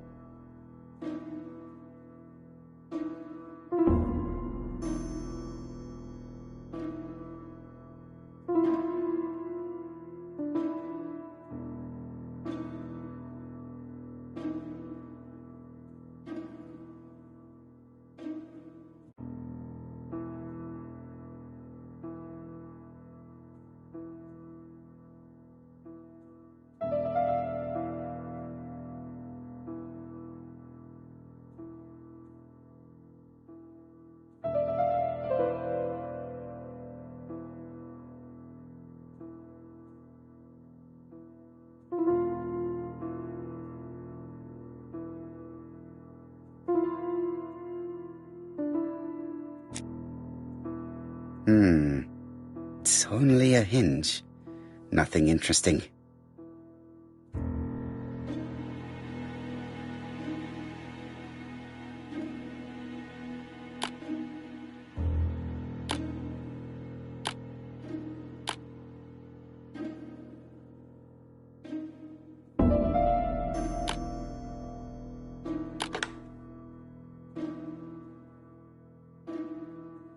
At last, the cupboard is open.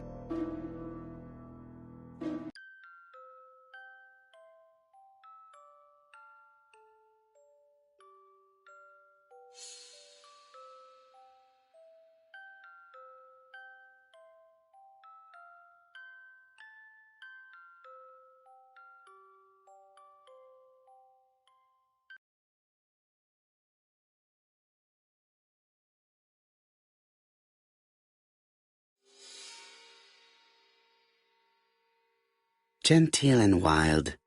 English countryside revisited.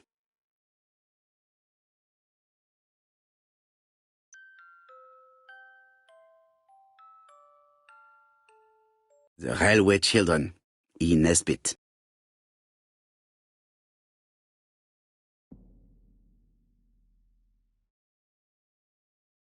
For Franklin, Und Effie's Christmas, 1910.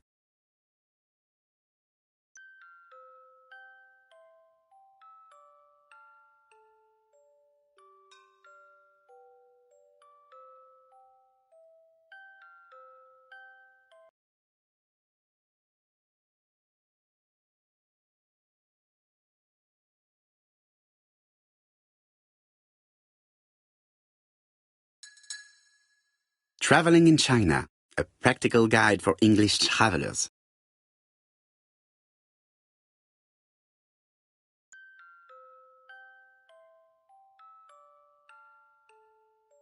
Helmet, flask and rifles. Franklin is very well equipped.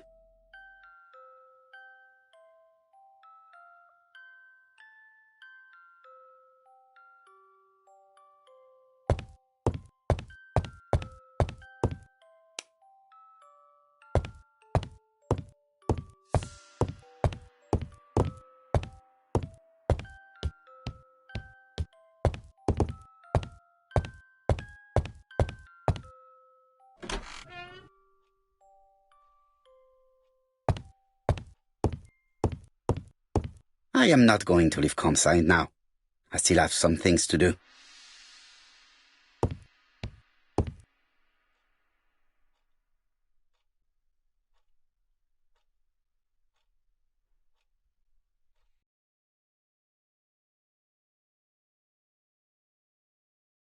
The Black Dragon's Curse. To Franklin, who will never grow up. January 25, 1928. Car Charlotte.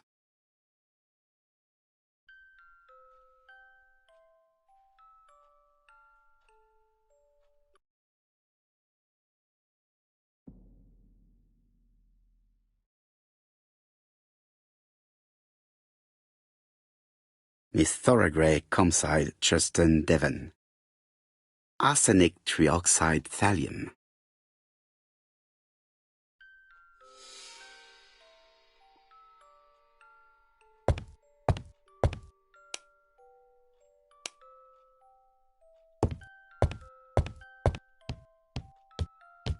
I am not going to leave campsite now. I still have some things to do.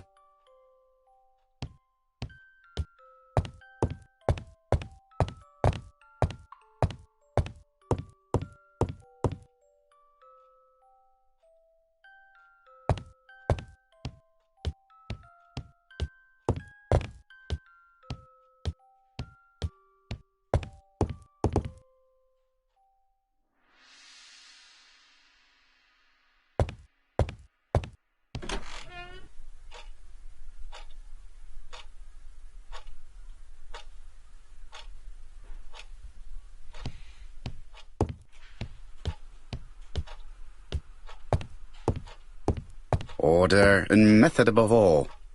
Let us finish examining the mansion while no one is around.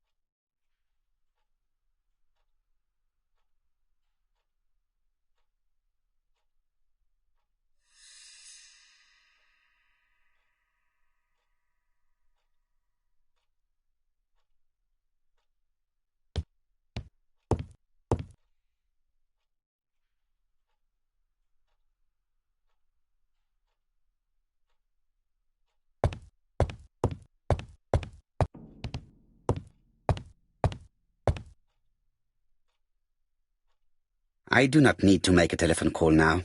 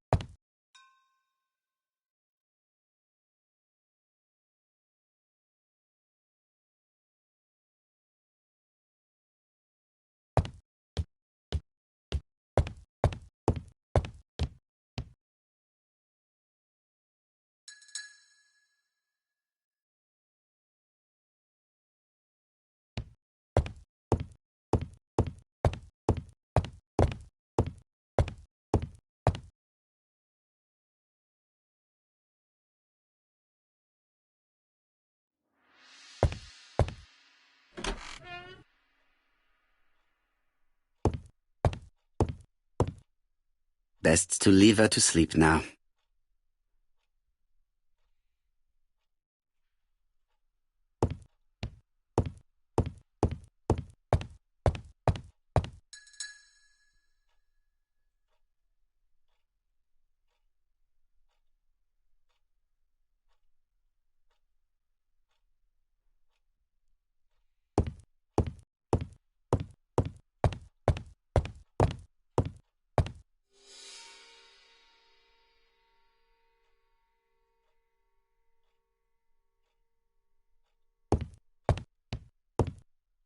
I've finished with this subject.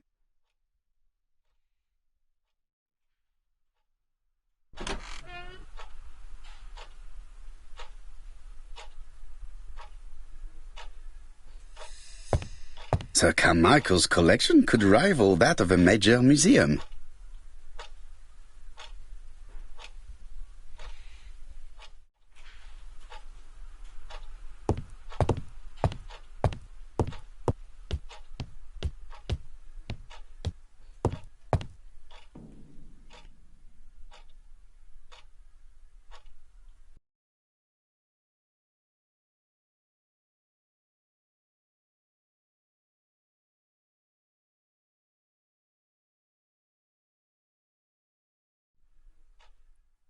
A dark dragon for a bright-haired maid. C.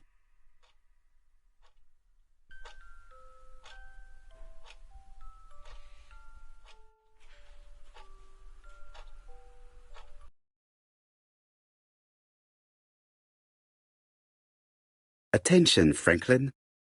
Task list. A. Ordering Lady Clark remedies. Done. B. Tidying up real estate property files.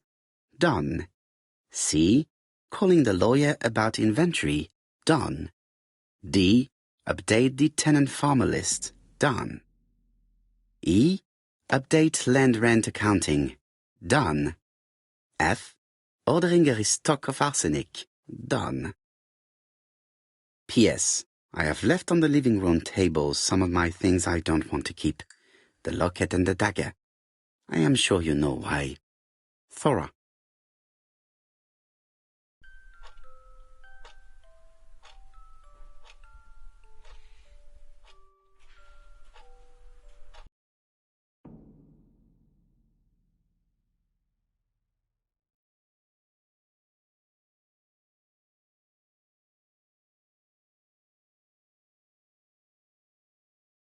I've already seen similar daggers.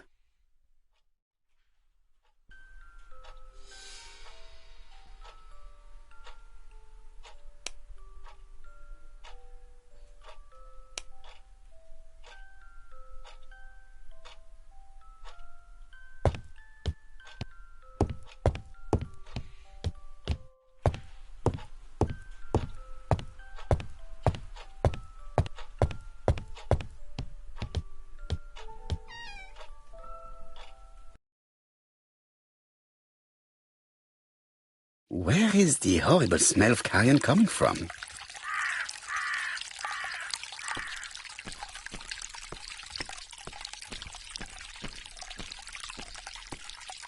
Something makes me feel uncomfortable.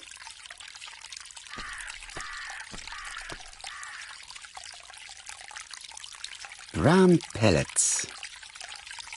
Revolting. Tut-tut. The gardener does not follow the alignment. There, that's better. It is symmetrical. Brown pellets. Revolting.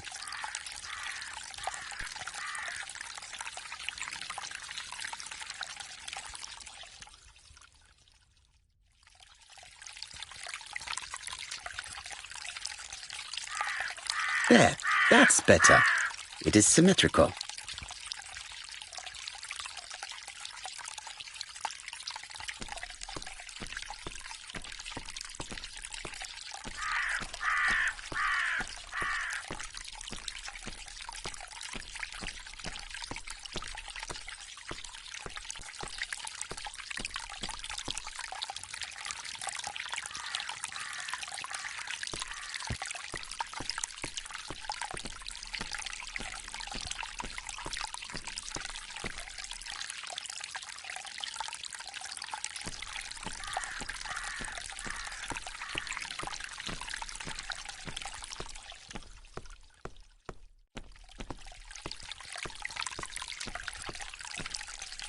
It was probably the gardener who lit this fire.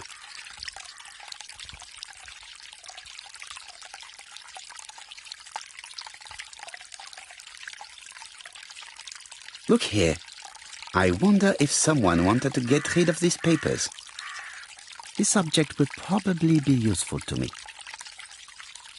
Let us now try and get our brain cells to work.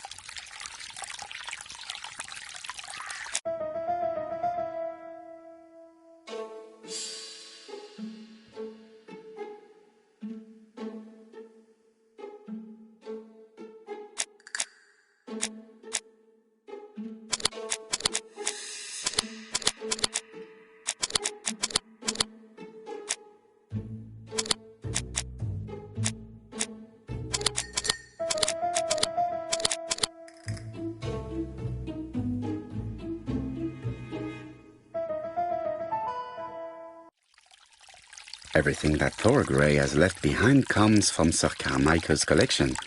He most probably gave them to her, but she chose to leave them here rather than run the risk of being accused of theft.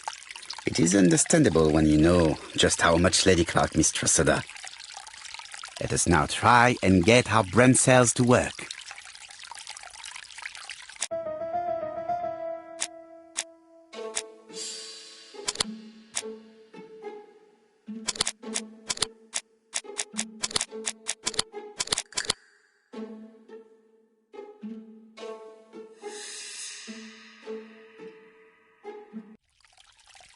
Thorgray had no reason to kill someone who only had a few months left to live. The poison she ordered was for rats. The gardener must have made good use of it, considering the stinking remains on the path, not far from the property. I've finished here. I must put the skeleton key back and inform Hastings that I'm returning to London.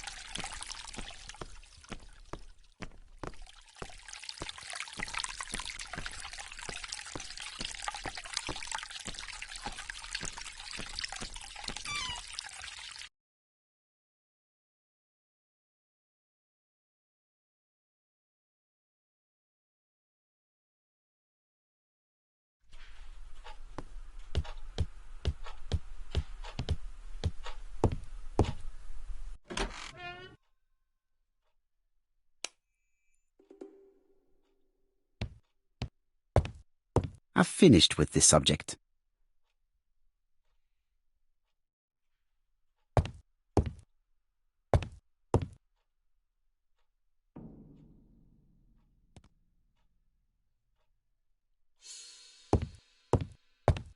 I must put the skeleton key back and inform Hastings that I'm returning to London.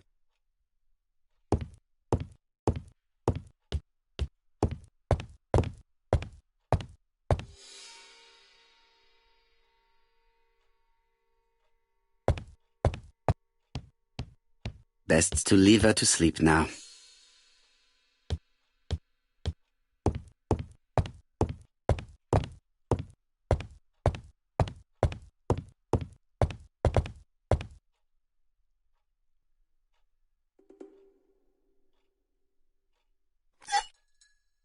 Perfect. Nothing else is keeping me here.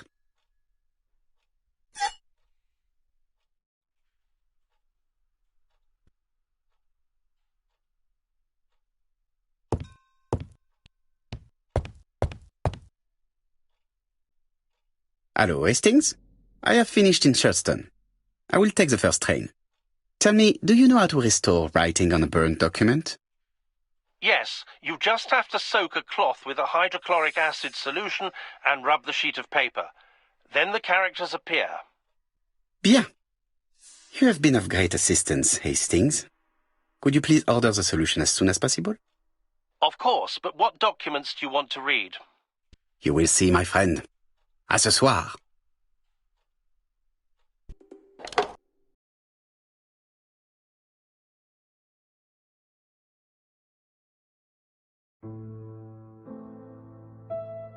Donald Fraser is here. He insisted on waiting to see you.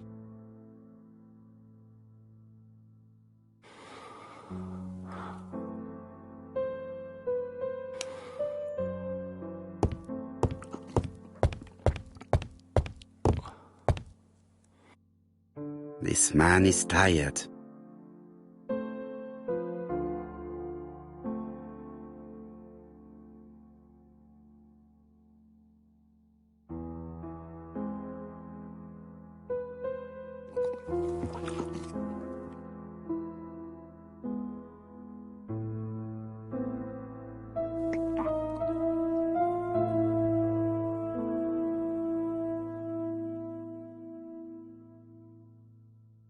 Donald is short of sleep, and it looks as if he didn't even bother to undress before going to bed.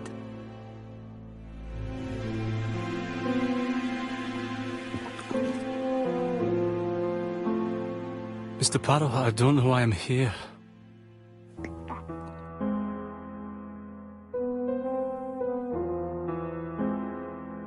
You wanted to talk, and you came to find the only man capable of hearing you. Mr. Poirot, since Betty's death, I've doubts about myself. I don't know what to do. And I keep having a horrible dream 3 nights in a row.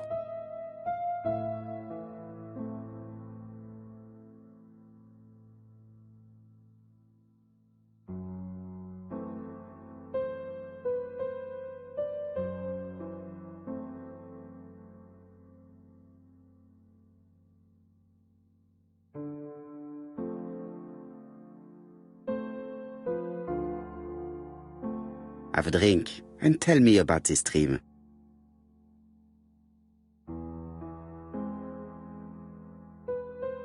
It's always the same. I'm on the beach with Betty. I grab her round the throat, and I squeeze, and squeeze until she's dead. Her head falls back, and I see that it's no longer Betty. It's Megan's face. Have you seen Megan Barnard recently? Yes, our grief has brought us together. I never really knew her before. She's really quite a remarkable girl. But I would never tell her about my dream. Why not? Is it her you are attacking in your dream? No, it's Betty. And once Betty is dead, it's Megan's face that appears in its place. Very interesting. Let us now try and get our brain cells to work.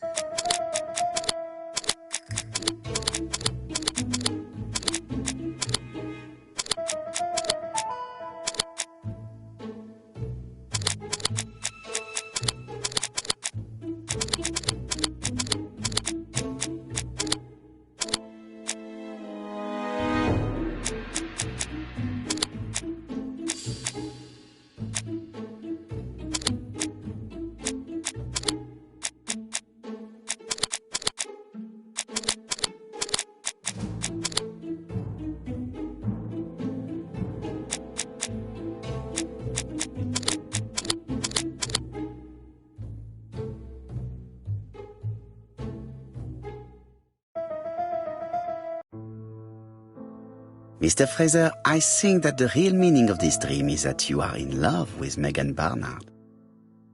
Please go on. Do. This dream certainly betrays your guilt.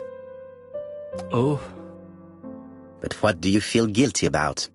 Having killed your fiancé? Possible. Or forgetting her very quickly for her sister? Certainly. And this forgetting is perceived as a second death. So you don't really think I was the one who killed Betty? I do not exclude this theory. I am simply saying that I do not need to know that fact to explain your dream and your guilt. Thank you for being frank, Mr. Poirot. You've helped me a great deal.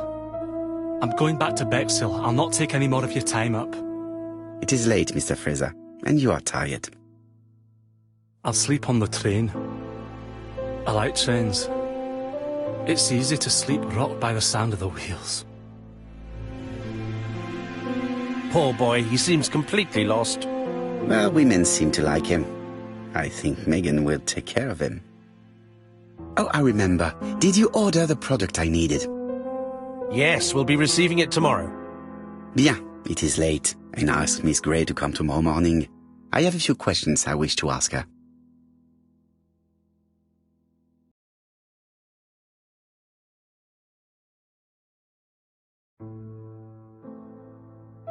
Mademoiselle, I asked you here in order to answer a very important question.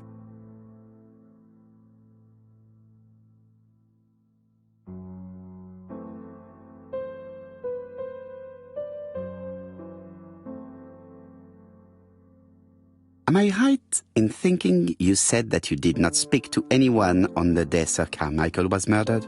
It's the absolute truth. Yet, Lady Clark maintained that she saw you talking to a stranger on the front doorstep. Really? She must have been mistaken. Oh, I remember now. I'd forgotten all about it, but it wasn't important. It was just a salesman. One of those traders who sell stockings from door to door. Can you describe him to me? Medium size, glasses, dark suit, and a felt hat. Not the sort of man you notice. Completely harmless. That's why I forgot all about him. Nothing else? He was very hesitant and shy. Usually door-to-door salesmen are very confident. But he wasn't.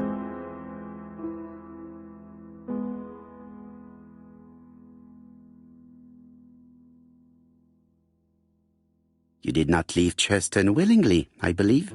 I don't wish to lie. Lady Clark did not appreciate my presence. And Franklin could not go against the wishes of a sick lady. He is a good man, and he worries a great deal about his sister-in-law. I noticed that you left some personal belongings behind at Churston.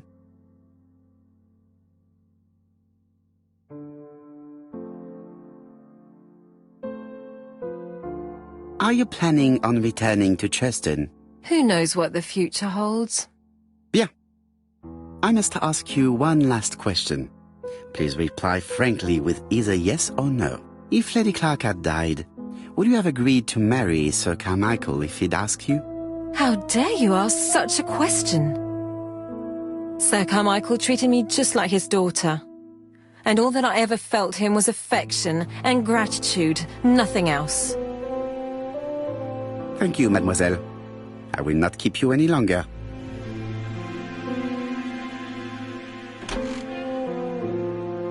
I met Thora Grey on the stairs. Her cheeks were ablaze, and she appeared to be deeply hurt. Poirot, have you offended the poor girl again? Do you have good reasons for accusing her? I accused her of nothing, Hastings. I simply asked her an important question she did not answer. Let us see if we can answer it for her. Let us now try and get our brain cells to work.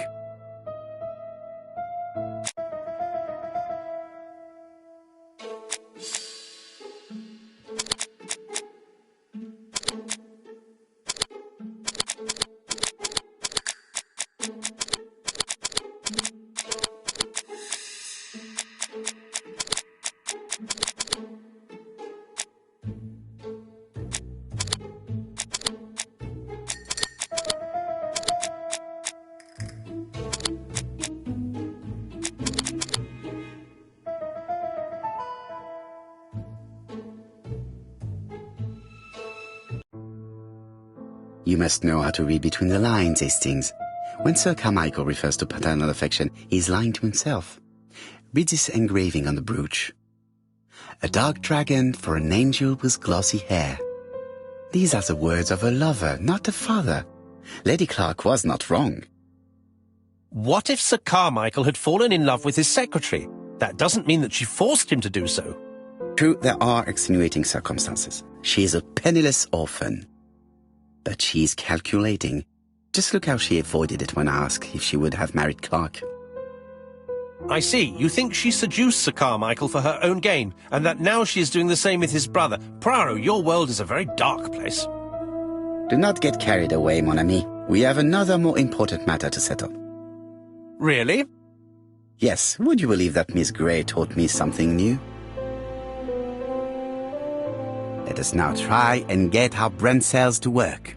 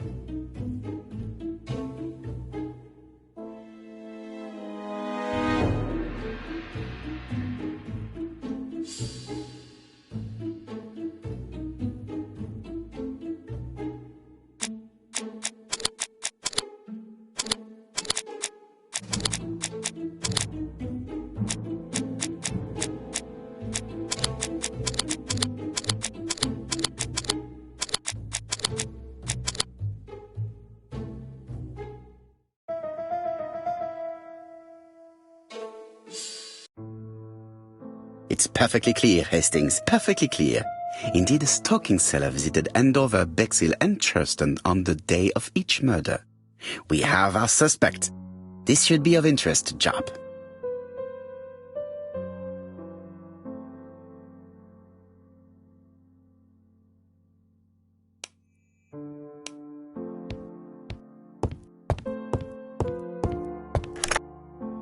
Chief Inspector, we are looking for a stocking salesman. I see you have a suspect. Yes. Contact all the stocking wholesalers who may employ him. Your suspect is a salesman? No, he does not take orders. He sells door to door. Right. The hunt is on.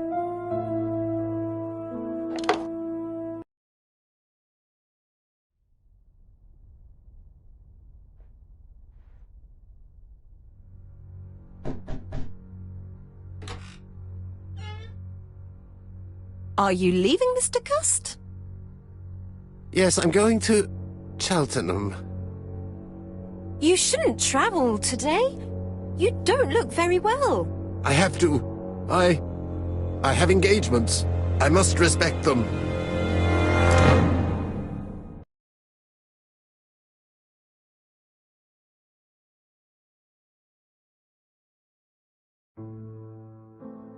Can you get the post, Hastings?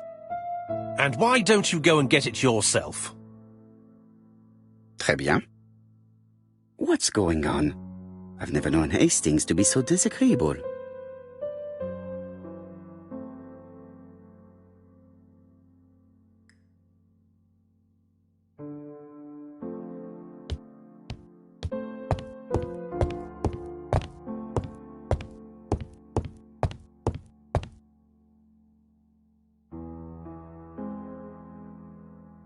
Poor Mr. Poirot. I'm quite sorry for you. If at first you don't succeed, try again. We've a long way to go still. Typery? No, that comes later. Letter T. The next little incident will take place in Doncaster on September 11th. So long. ABC. I should compare this letter with the one on my desk which I received earlier to see if it does indeed come from the same person.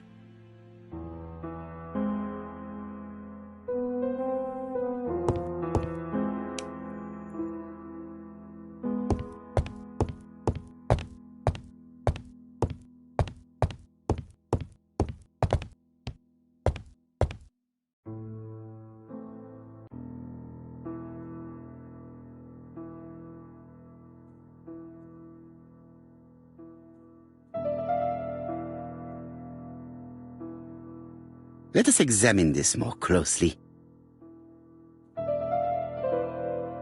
Certain characters in the two letters may have similar defects.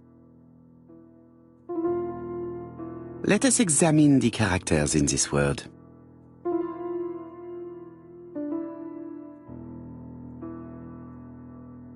I don't see anything in particular. Let us look at another word. Let us examine the characters in this word. Yes, this I is weird.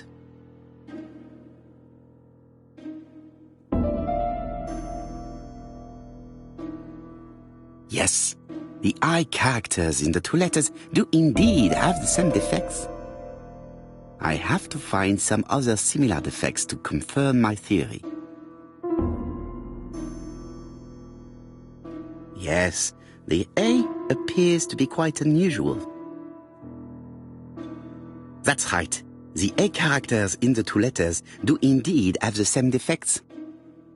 I have to find some other similar defects to confirm my theory.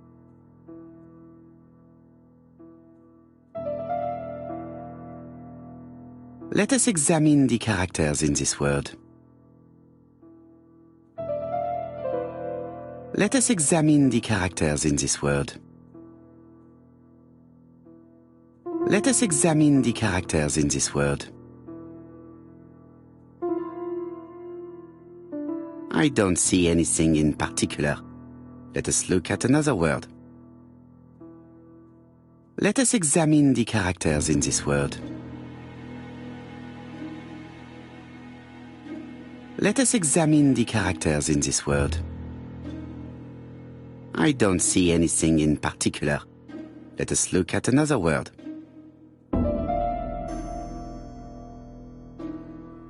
Let us examine the characters in this word.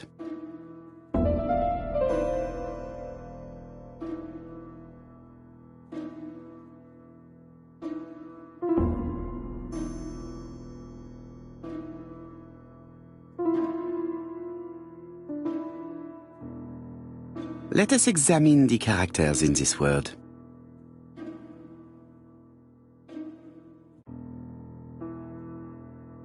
Let us examine the characters in this word.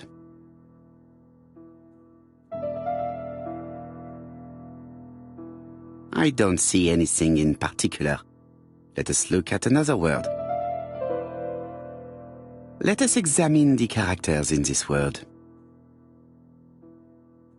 No, this character does not appear to have any defects. Let us examine another word.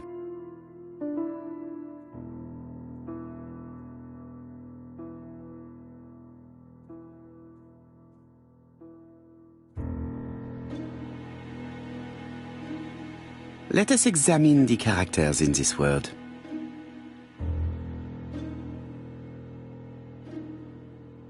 Let us examine the characters in this word. I don't see anything in particular.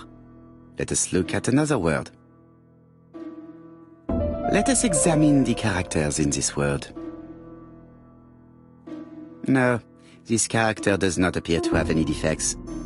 Let us examine another word.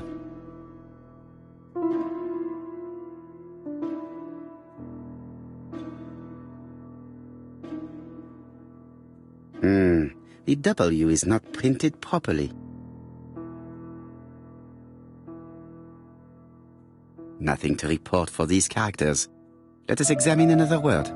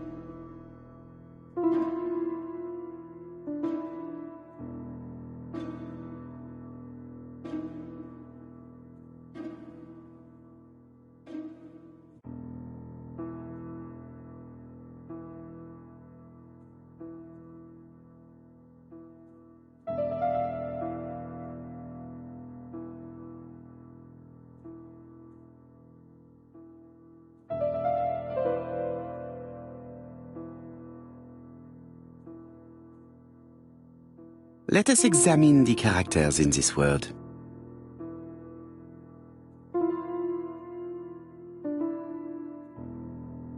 I don't see anything in particular. Let us look at another word. Let us examine the characters in this word.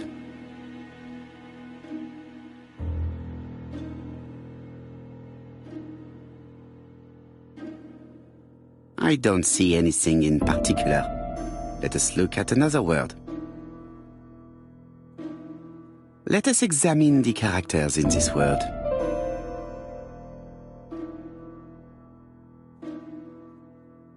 No, this character does not appear to have any defects. Let us examine another word.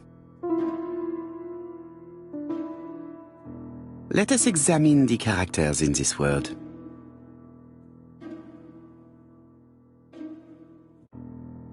No, this character does not appear to have any defects. Let us examine another word.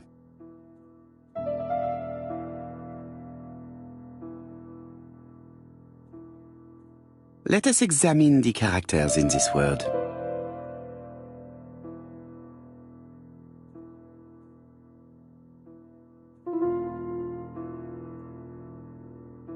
Nothing to report for these characters. Let us examine another word.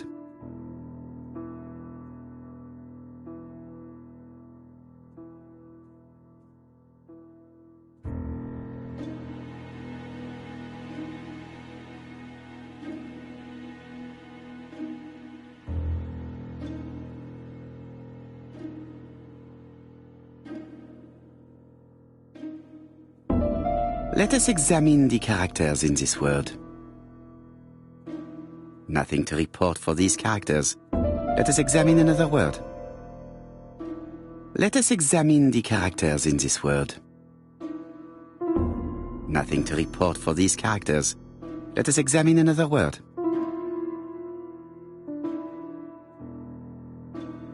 Let us examine the characters in this word.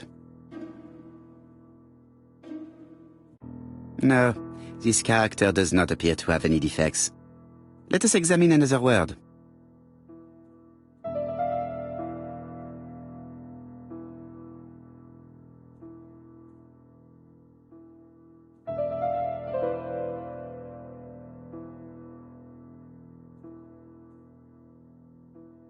Let us examine the characters in this word. I don't see anything in particular. Let us look at another word.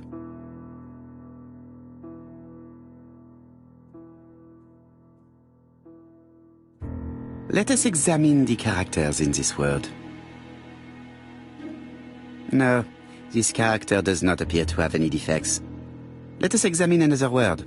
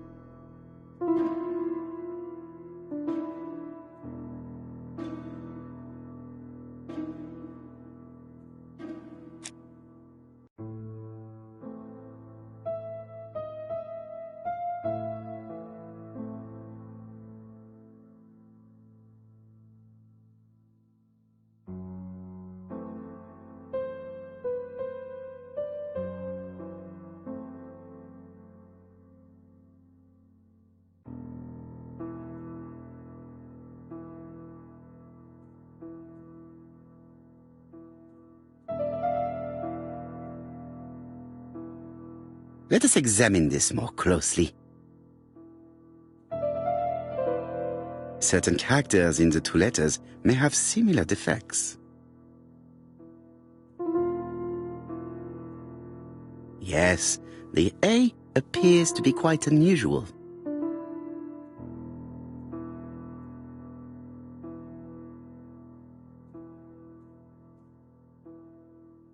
That's right. The A characters in the two letters do indeed have the same defects. I have to find some other similar defects to confirm my theory.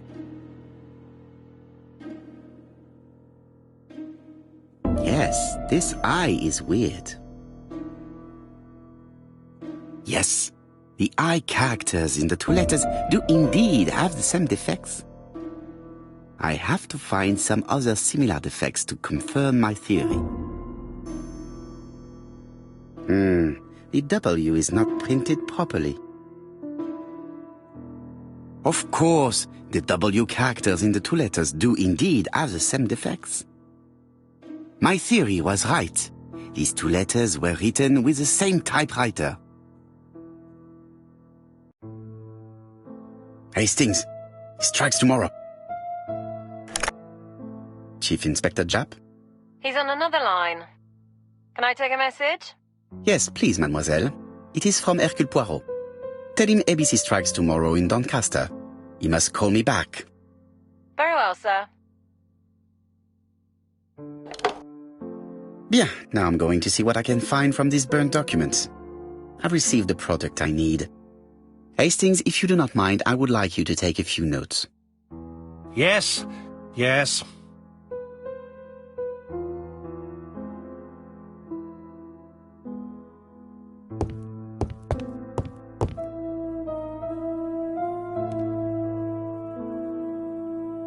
I've finished with this subject.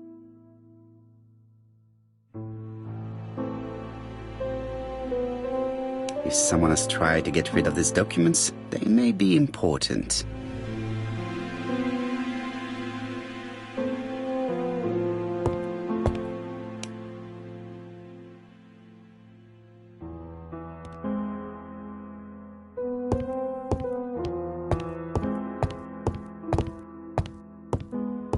So, how are you getting on? I'm ready to take notes.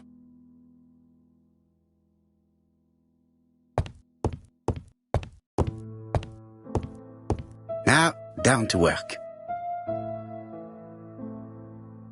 All of this needs putting in order a little.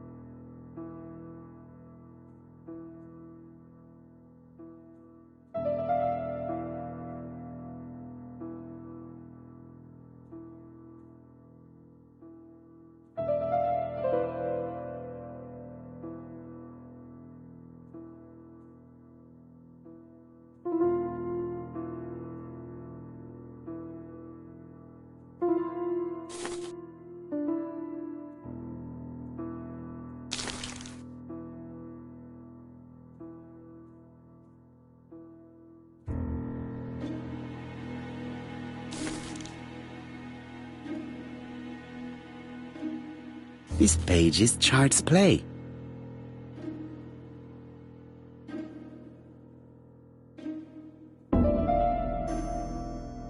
This page is finished. That's done. 3 more to go.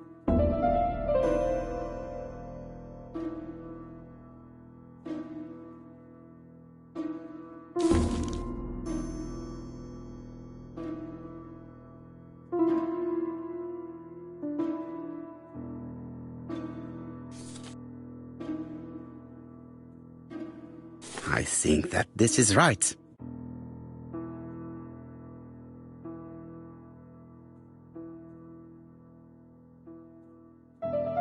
This page will be reconstructed in a flash.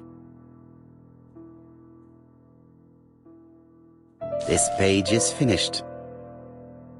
And that's 2 done. It's easier than I thought.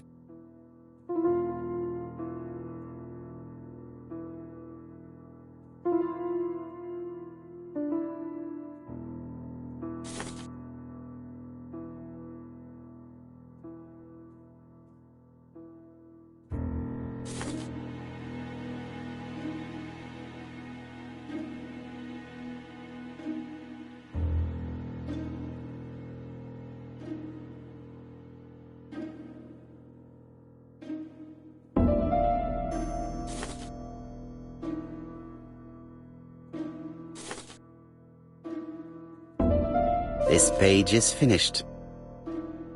Only 1 more. Keep going.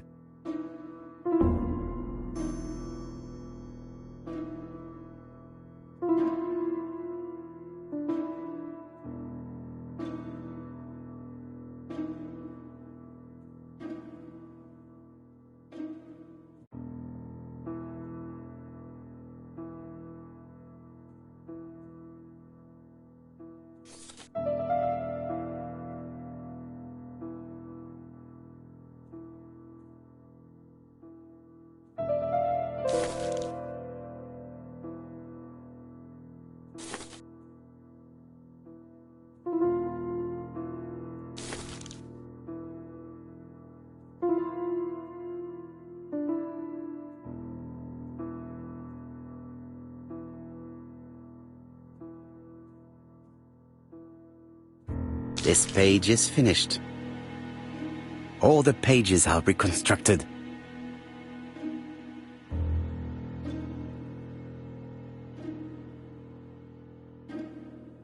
A dry cloth.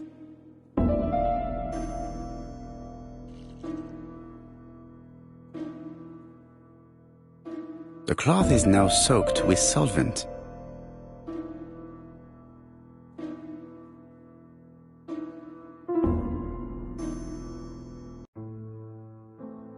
Got it! Make a note, Hastings, make a note. Mrs. Alice Asher, shop owner in Andover. Tracheitis, hemoptysis, prescribed laudanum. I got it. Look. Poirot, where on earth did you find these files? On a fire at the bottom of the garden at campsite. All right, but where did the person who burned them find them?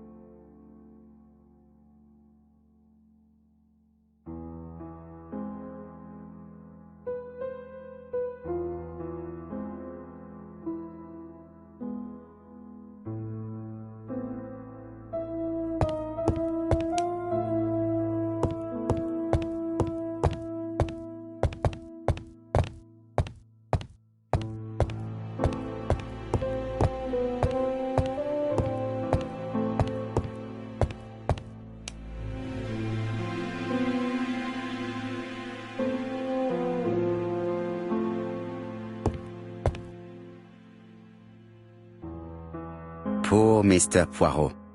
I'm quite sorry for you. If at first you'd...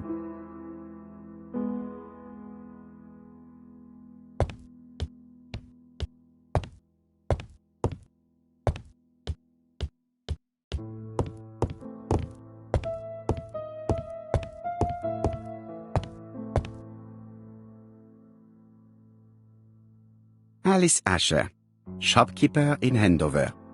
Tracheitis, hemoptysis, chronic cough with loss of blood, prescribed laudanum-based cough medicine.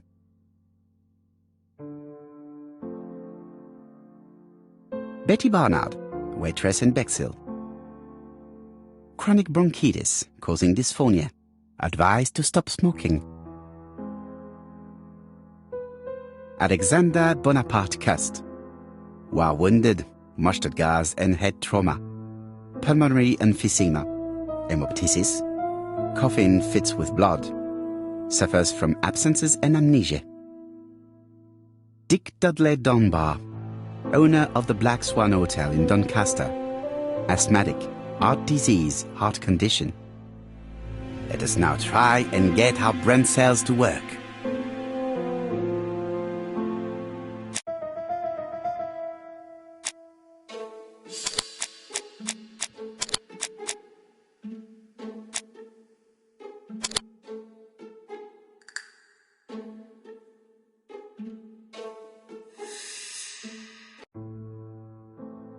The burned documents are medical records, and without a doubt they come from Clark's archives. First of all, because all the patients have throat conditions. And secondly, their name starts with either A, B, C or D, and it is precisely the files that match these letters that have been tampered with. But why burn these files? How come the names of the two victims appear on them? And who are the two other patients? These are very good questions.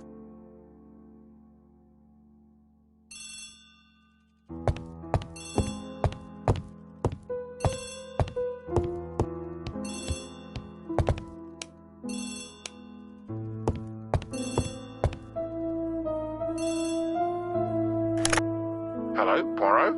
Any news, Chief Inspector? You wanted a stocking seller? We have one. Reported by his landlady, who thought he was behaving suspiciously.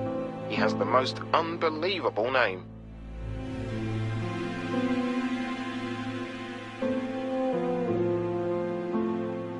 Alexander Bonaparte Cust. Yes, Alexander Bonaparte Cust? How did you guess? Poirot, you have magical powers. It's a serious lead.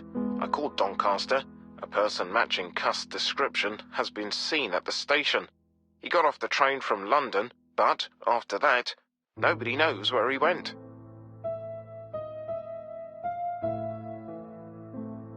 Look for him at the Black Swan Hotel. What? How do you know he's there? Trust me, Chief Inspector. You appear to be very sure of yourself. Very well. I'll call the Black Swan straight away. The owner is going to get a shock when he learns that there's a murderer under his roof.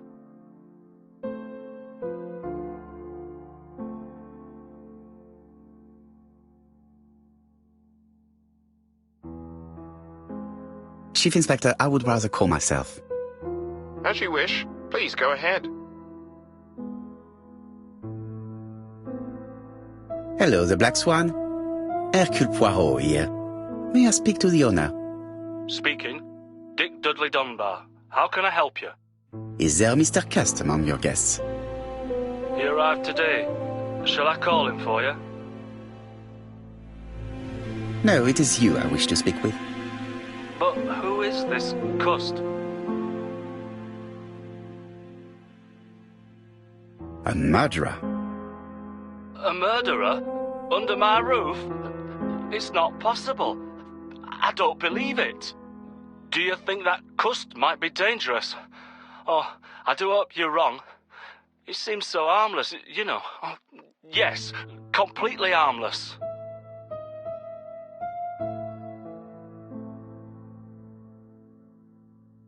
Do not be fooled. He has already killed 3 people and you are next. A murderer? Under my roof? Good God! Dunbar, can you hear me? Dunbar! Hello?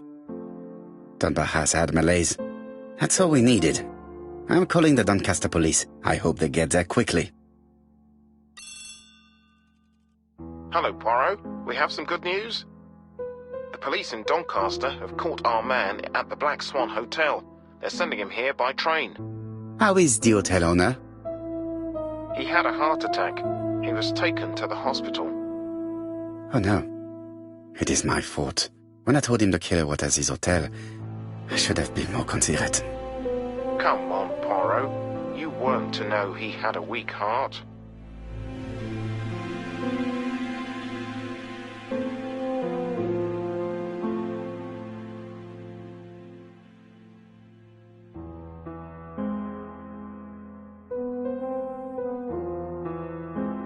No, of course.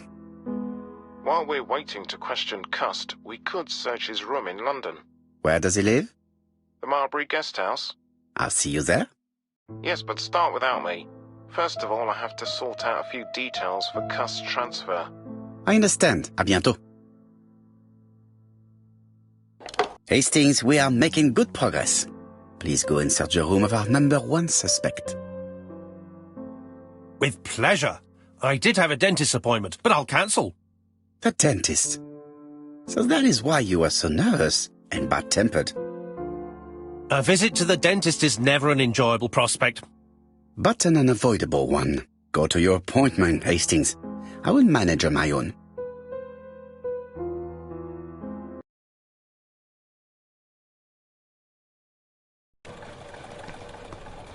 To Marbury Guest House, please.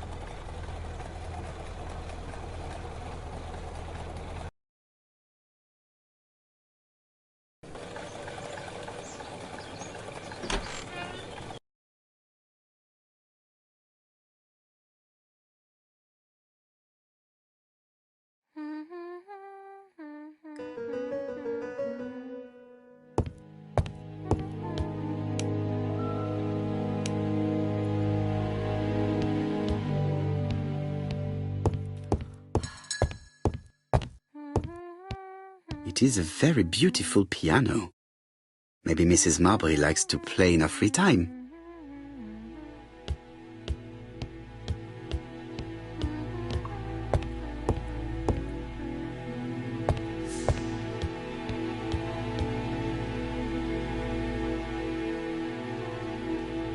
How do you do? You must be Mr. Hercule Poirot. Chief Inspector Jupp told me that you might be coming.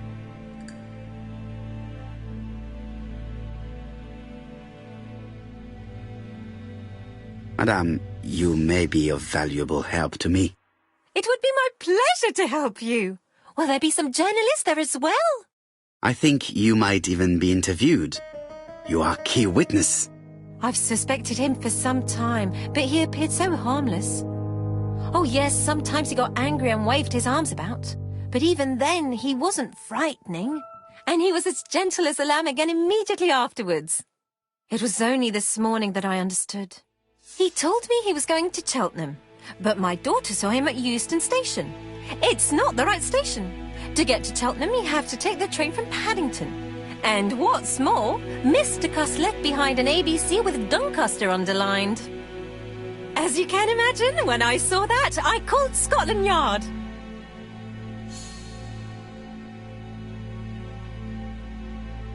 One moment, please. How did you know that Cuss had underlined Doncaster in his railway guide? I went and had a look in his room. I see. Do you make a habit of searching through your lodger's belongings? Well, what are you going to do later? I bet you're going to poke around his room too. Tell me, did you have any other reason to suspect Mr. Cuss? He's rather queer. He talks to himself. He has a bad cough. Because of the war, he says. And then he was in Churston when that millionaire got murdered. I found his train ticket when I washed his coat. He didn't want me to wash his shirt. He washed it himself. But I did see big brown stains on it. Where were the stains on the shirt? Can't recall. Cuss used to travel for his work. Is that correct? Yes, although he was unwell on trains. Do you know where Cuss was at the time of the murder in Andover and Bexhill? On June the 21st and July the 25th? No idea. But surely you keep a register. It won't do you much good. Mr. Cuss rents his room for the year. If he goes away for a few days, I have no reason to make a note of it. Ah, I remember one thing. Bexhill by the sea, right? Indeed, it is a large seaside resort. Well, as it happens, at the start of July, Mr. Cuss asked me to repair his bathing dress. Suspicious, huh?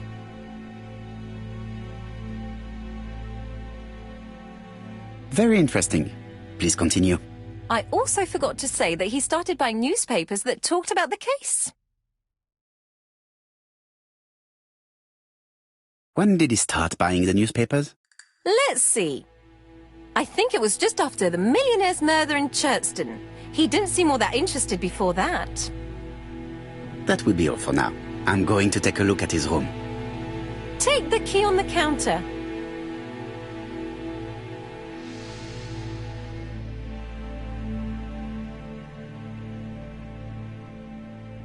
This woman appears to be in a bad mood.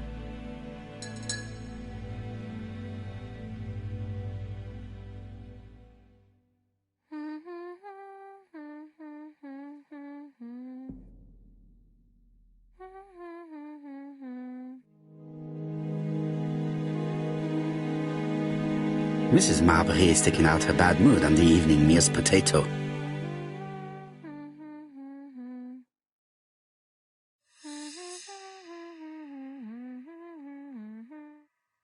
I should check the register. Mrs. Marbury may have been hiding something from me. I don't think my register will help you. Mr. Cuss rents his room all year. If he goes away for a few days, I have no reason to make a note of it.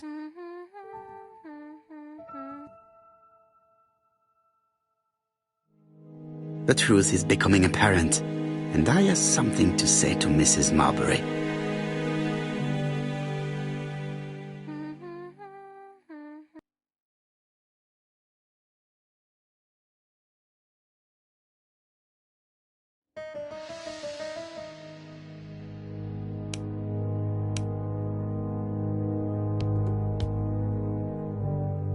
Mrs. Marbury is taking out her bad mood on the evening meal's potato.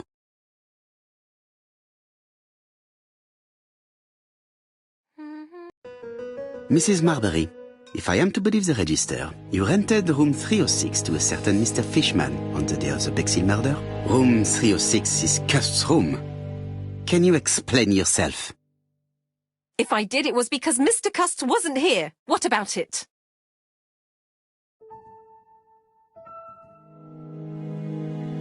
It doesn't matter, provided that you remember to change the sheets.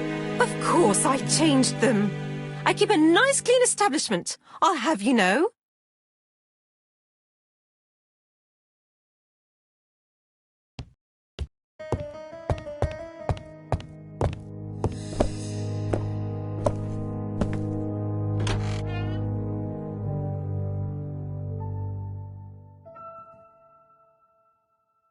How awful. This place is a real mess.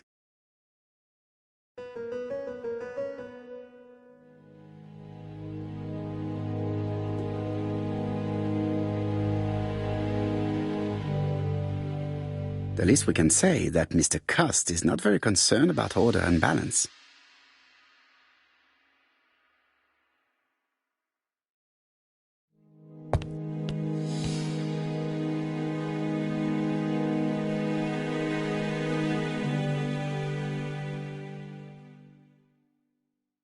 John Milligan, Managing Director, Silky Legs, Frederick Street, Leicester.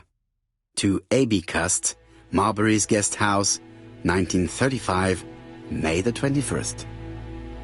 Dear Sir, further to our letters dated 5th and 10th of the month, we confirm we are you as door-to-door salesman, according to the conditions stated in our previous letters. We will send you the articles by mail and also a Redfield typewriter you will be using for every business letter. Regarding the schedule of your rounds, please do as following. June 21, Andover.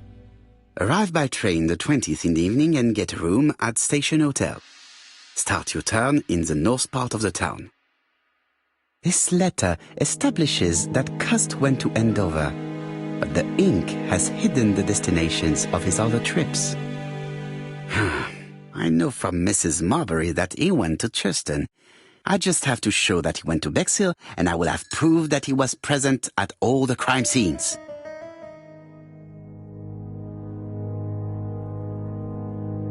It's an ABC.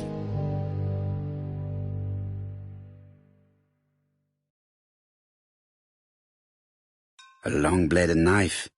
A murderer's weapon. This object will probably be useful to me.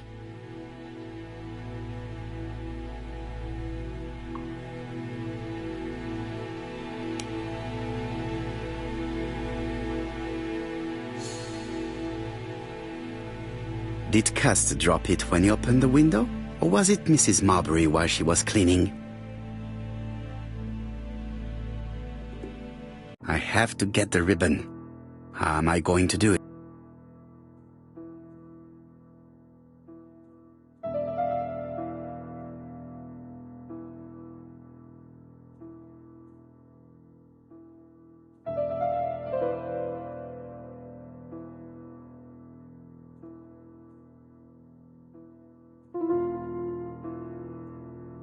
Something is blocking the ribbon. The ribbon is jammed. I have to start by freeing it.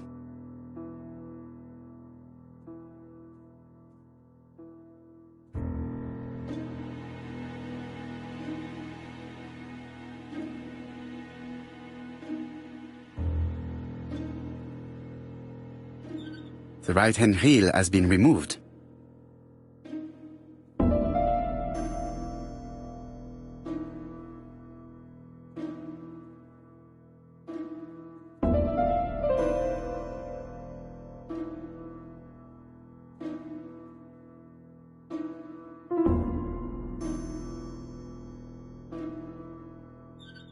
The left-hand heel has been removed.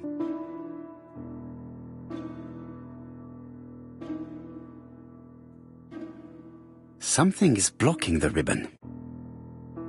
Something is blocking the ribbon. And here is the ribbon. Let us see if it was indeed used to write the letters sent by ABC. I only need the ink ribbon for my inquiry. I will let Jack clean the keyboard if he wishes. All the letters announcing the murders were written on Cust's typewriter.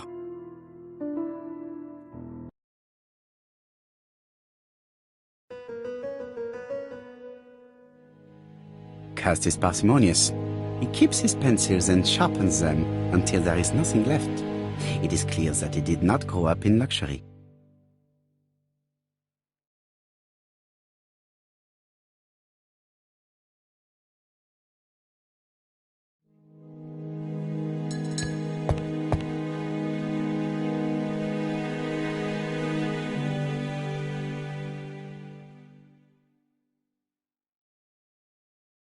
Laudanum Cameron's chemists. Laudanum, a medicine for coughs. It is what Dr. Clark prescribed for Mrs. Asher. This subject would probably be useful to me.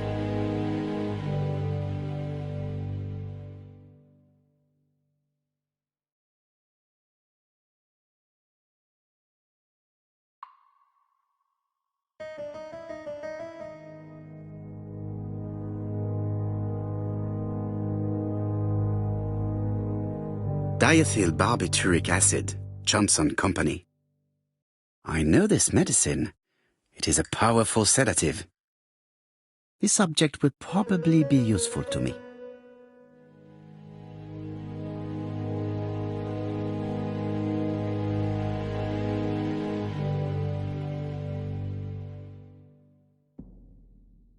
All the main articles referring to the ABC case are here, from the Churston murder onwards. Nothing before that date. Most probably the bathing dress repaired by Mrs. Marbury's expert hands. The Bexhill Daily paper, dated from the day of the Bexhill murder. Trousers, white shirts, everything has been washed very well.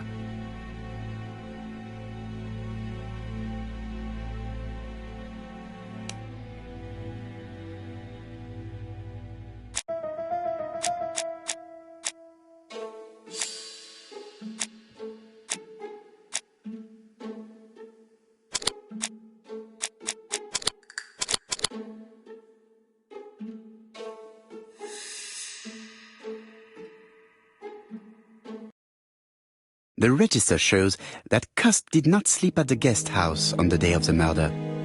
Where was he? Bexhill. The Bexhill paper reveals it. Cust bought this newspaper in Bexhill on July the 25th. ABC guys. Enough to sign about a dozen murders.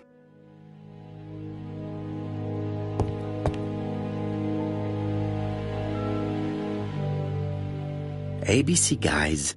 Enough to sign about a dozen murders. It's closed.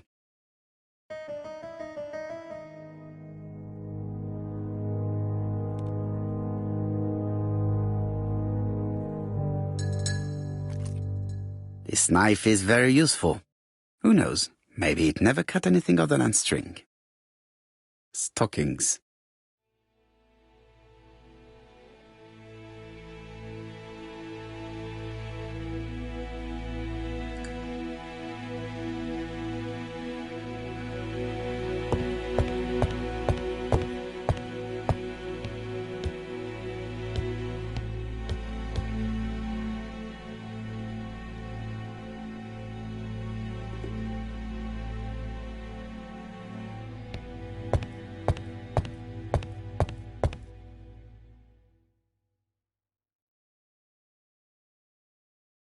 This dark stain. It could be blood, but goodness knows how long it has been there. No use continuing the inspection of this room. I've seen all there is to see.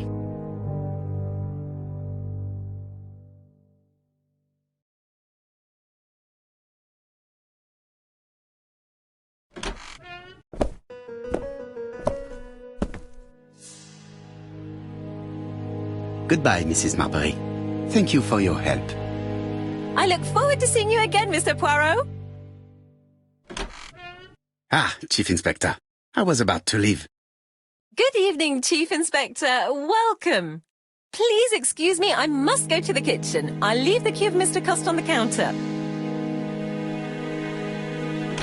I'm sorry I'm late. I've spent ages with the Doncaster police. And you? I have established one fact. On 3 occasions, Cust was at the scene on the day of the crimes.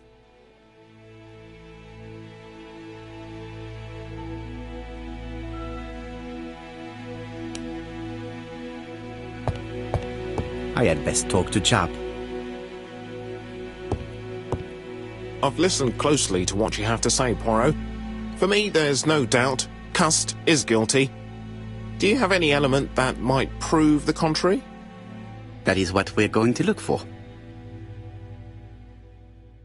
Let us now try and get our brain cells to work.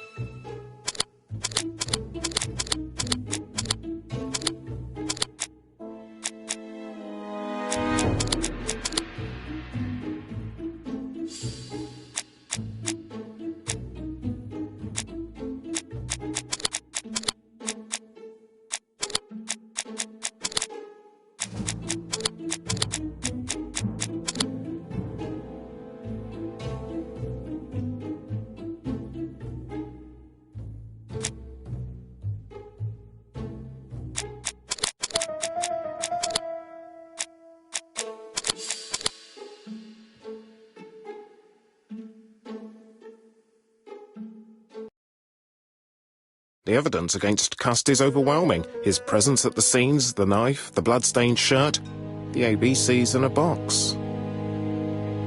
C'est vrai.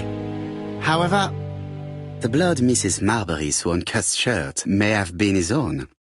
According to his medical records, he suffers from hemoptysis. The murderer cut Sir Carmichael's throat from behind, and the blood spurted outwards. You would expect the murderer's shirt to be stained on the sleeves, not on the buttonholes, yet we see quite the opposite. You would expect the murderer to keep the newspaper articles about his crimes.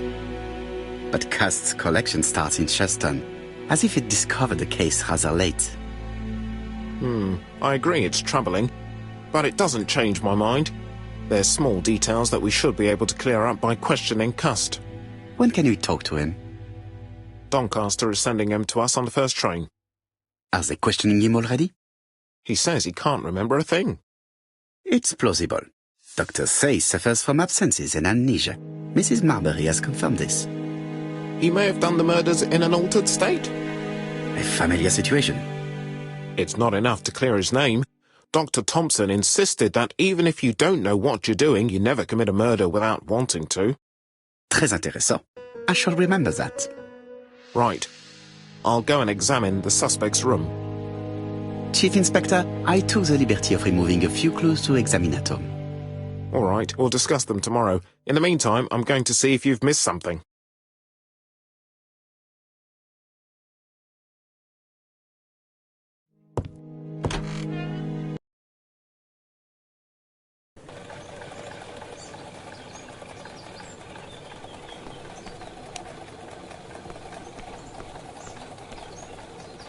To Scotland Yard, please.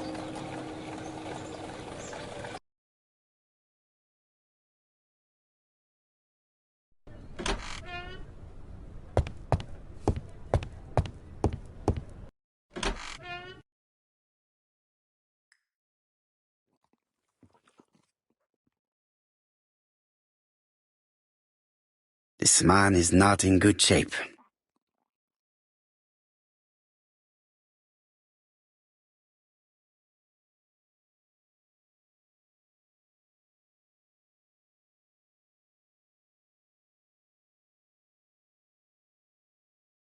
He is worried and very tired, and other police have been hard on him.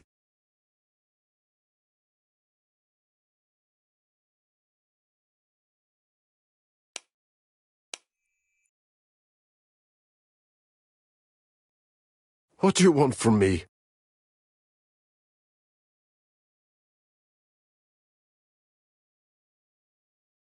Good day, ABC.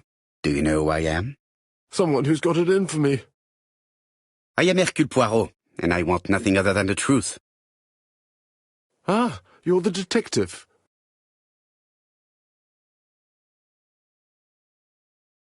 Yes, I am the person you have been sending the letters to.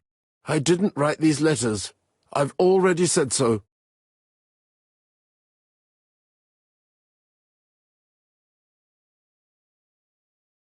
Très bien. You did not hide these letters. But the question remains, who did? Probably one of my enemies. I have many.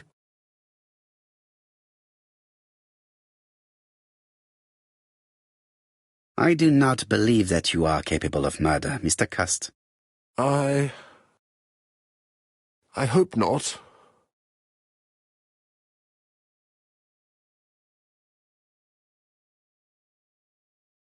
You suffered during the war. It's true. I was wounded. I suffered. But the army was the only place I didn't feel inferior. No questions. Just orders to follow. But ever since you were wounded, you have absences, bouts of amnesia. And headaches. Professor Clark treated you. Yes, a few years ago he really helped me with my burned throat.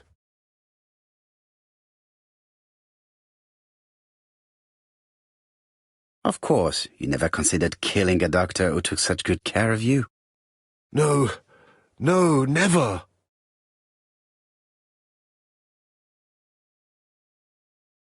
Do you deny being at the scene of the crimes? So? There was no harm in being there. It was only for my work.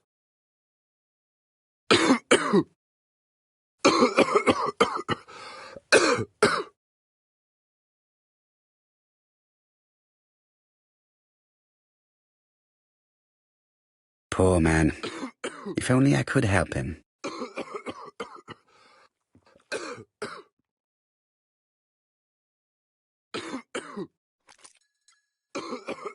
Take this.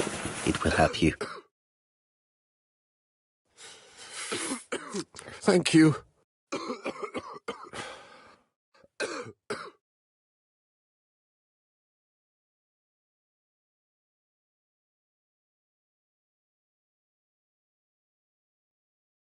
Oh, good God, my shirt is covered in blood again.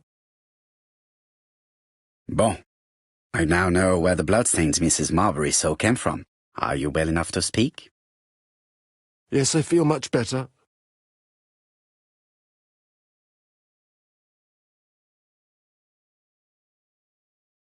Do you deny being at the scene of the crimes? So? There was no harm in being there. It was only for my work. You were seen at all the crime scenes. Yes, I was. I travel a lot, but not for pleasure. I am terribly unwell in trains. But I had to respect my engagements. My employer gave me very precise written instructions about the towns I had to visit. Let's see. The company you claim to work for, Silky Legs, has never heard of you. And as for these letters they sent you, they were written on your own typewriter. The company sent me the typewriter when I started working for them. Yes, but the letters were received afterwards.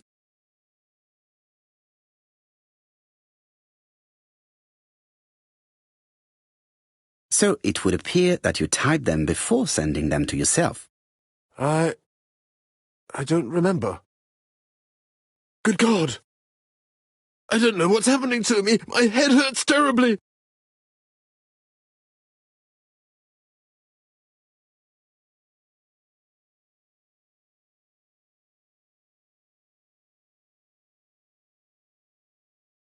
He is prey to a terrible anxiety.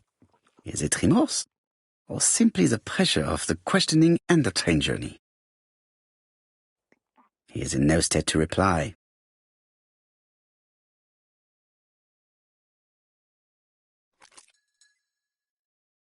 Take this. It will help you.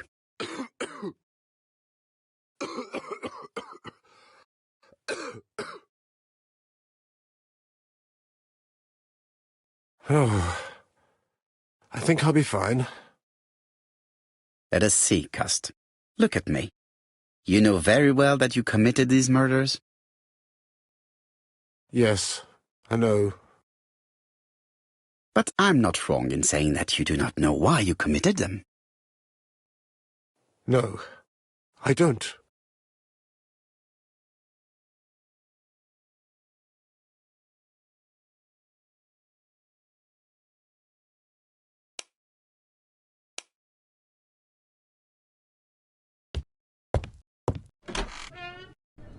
And what conclusions have you drawn? Plenty. It might help us to understand him a little better. Let us now try and get our brain cells to work.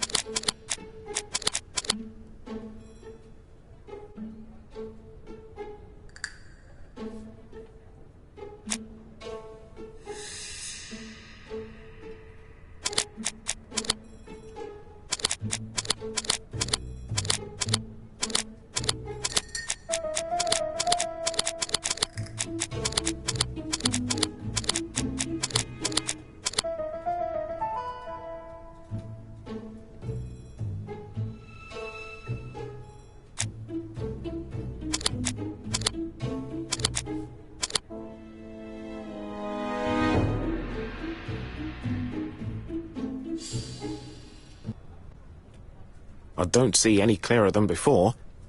This is worse. There is one point to highlight. C'est curieux. Cust admits that he killed, but he does not know why. What did Dr. Thompson say? Even if Cust killed while in an altered state, it still must have been his deepest desire. He must have had a motive. Let's keep it simple. Never mind his motive. He confessed. But you see, he can confess to anything and everything. He denied the murders and then he confessed to them. He confirmed that he never typed the letters, then with great ease, I managed to get him say quite the opposite. Come on, he behaved like a guilty man. He lied to his landlady. Because deep down he believes himself guilty.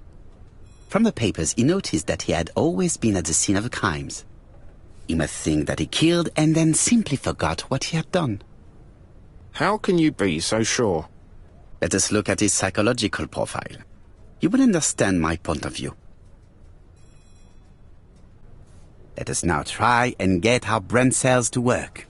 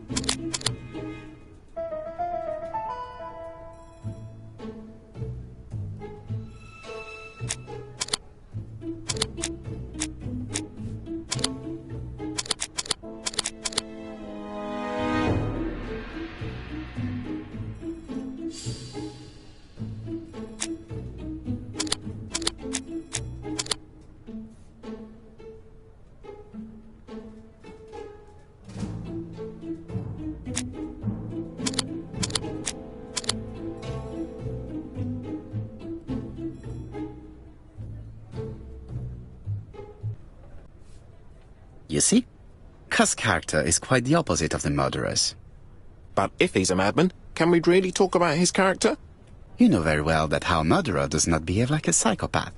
Apart from the signature, there is no ritual repetition in the choice of victims. Very well, you're right as always. So we have no confession, no culprit, no suspects, nothing. And all that after 2 months of inquiry? What should I do? Have faith. Just give me 24 hours.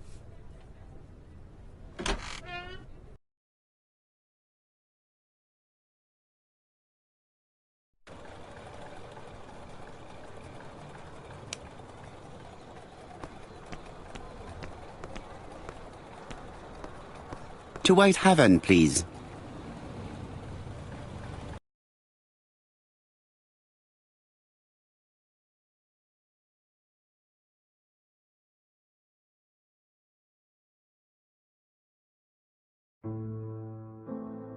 Cust's arrest is a great success for you, Poirot. It's all clear now, except maybe 1 or 2 details. Details. Ah, mon ami. The devil is in the detail, as we say. Excuse me?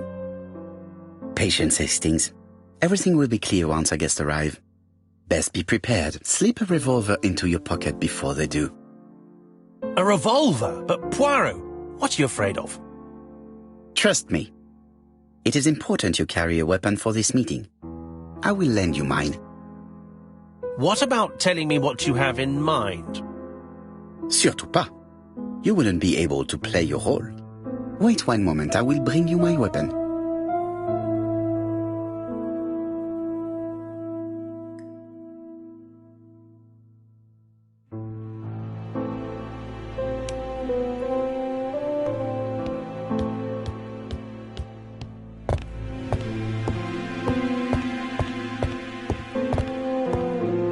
The white ammunition are blank cartridges.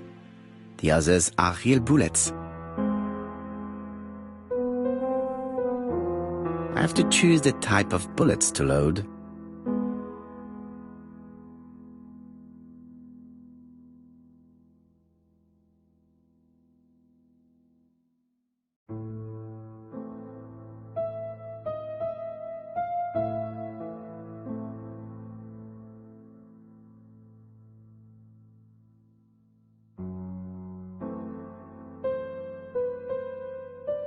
The revolver is loaded with blancs. I still have time to choose real bullets.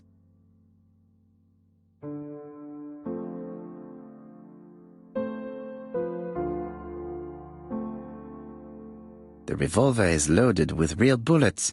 I still have time to choose blancs.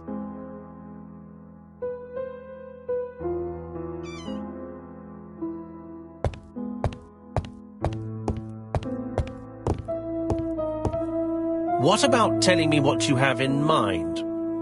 Surtout pas. You wouldn't be able to play your role. Wait 1 moment, I will bring you my weapon.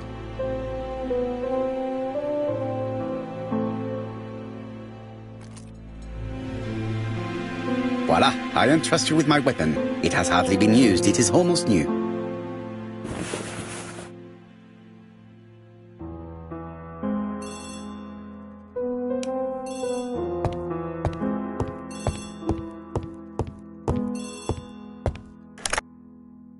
Chief Inspector, is that you? Yes. Sorry, but we haven't found anything. Have you checked the typewriter? And the packaging, the letter, and the ribbon reel. We've only found prints left by Cust and his landlady. Well, never mind, I shall make do. So, are you still going to hold your meeting? Of course, Chief Inspector. I can hear my guest coming up the stairs. Why have you brought us here, Mr. Poirot? Since Cust's arrest, I thought it was all done and dusted. Miss Gray formally identified him, as well as Miss Barnard. Yes, and the stockings he saw are of the same brand as the ones found at my aunt's. This is all true. However, a case is not closed if some questions remain open. And one question is, why did the murderer send me his letters? Why did he challenge me, Hercule Poirot? Perhaps he wanted to play with you, to taunt you. Xenophobia? Maybe he didn't like you because you're foreign. I may be wrong, but Maybe by provoking you, he was looking for glory? All these theories should be studied. Let us now try and get our brain cells to work.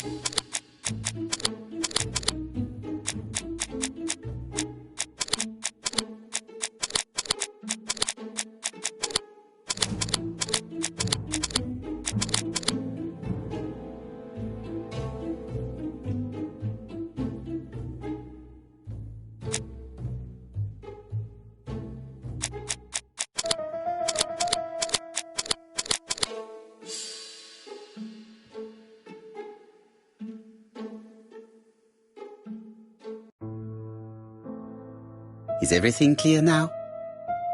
You might like to explain your reasoning again. Of course. First of all, remember that the murderer made it a rule to always post his letter before the murder. He never digressed from that rule.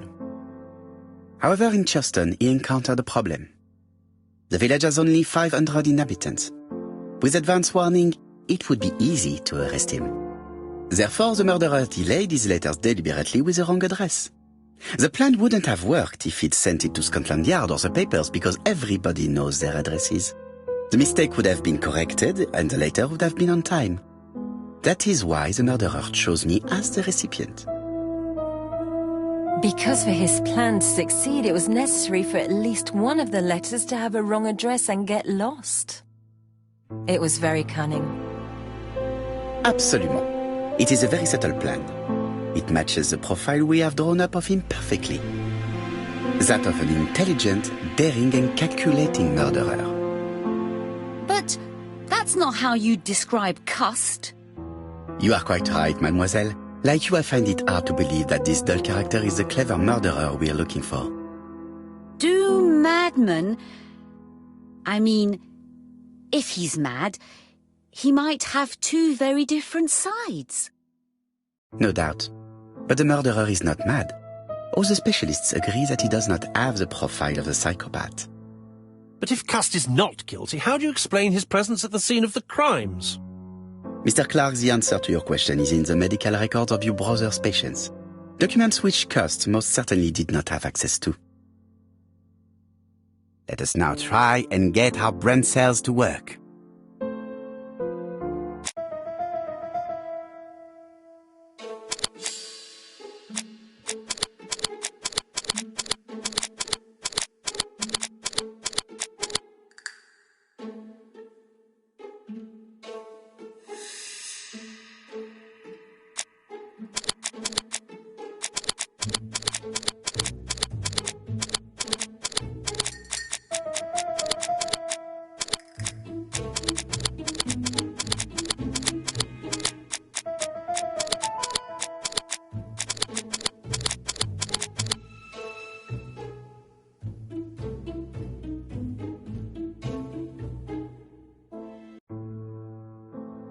Dr. Clark's patients' records provided a very useful list of potential victims, sorted by alphabetical order.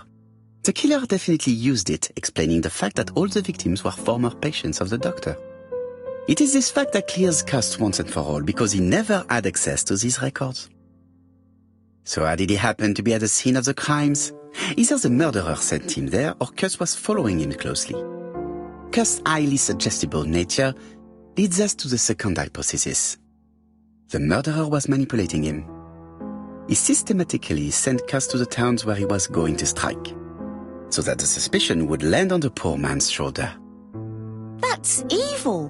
What sort of killer could have such a plan? And what would he gain from 3 completely different murders? Indeed, it seems unlikely that the same murderer committed all the crimes. What should we take from that?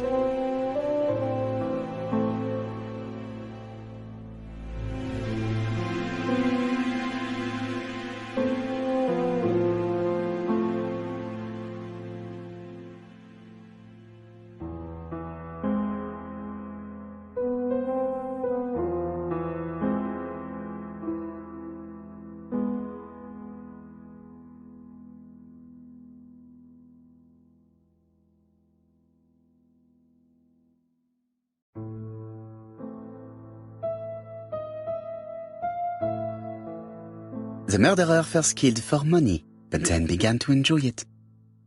But Mr. Poirot, the first murder was my aunt, and nobody had anything to gain from killing her.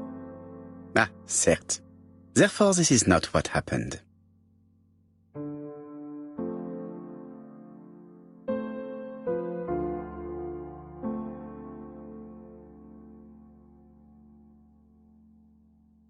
The murderer does not kill out of interest but for pleasure. You yourself told us that the murderer was not a psychopath. Ah oui, absolument. Therefore, let us look for something else. Just one murder was of benefit to the murderer. The others were just diversions. On reflection, there is only one conclusion. The murderer killed once out of interest and twice to divert our attention. This reasoning points at two potential culprits. Franklin Clark. Donald Fraser? Yes, mademoiselle. That's good thinking. Mr. Fraser may have killed Betty out of jealousy. Mr. Clark may have killed his brother in order to inherit his large fortune. Both have a motive. But Donald did not have access to Dr. Clark's records. Please allow me to disagree with you, mademoiselle.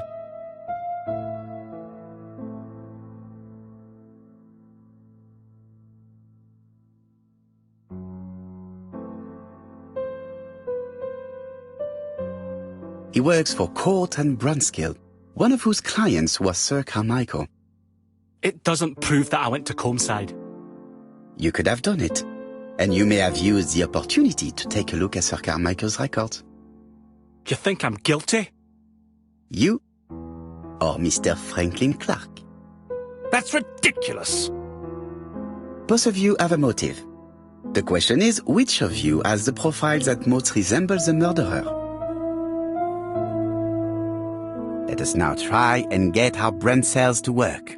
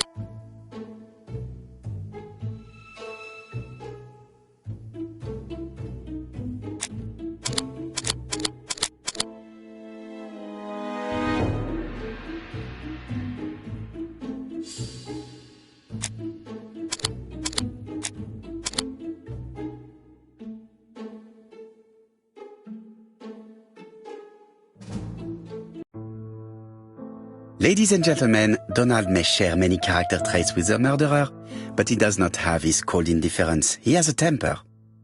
It is hard to imagine him planning anything. Also, jealousy is his motive, and crimes of passion are rarely planned.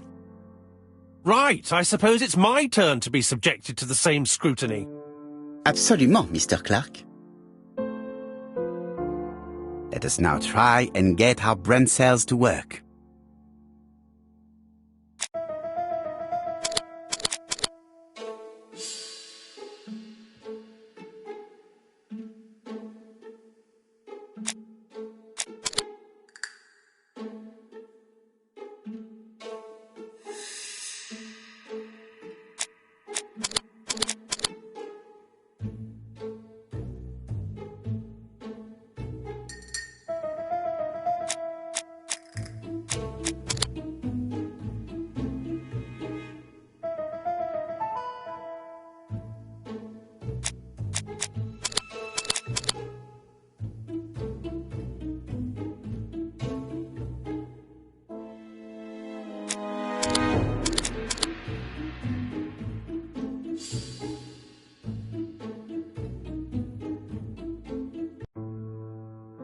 As you have all seen, there is a disturbing similarity between Mr. Clark's profile and that of the killer.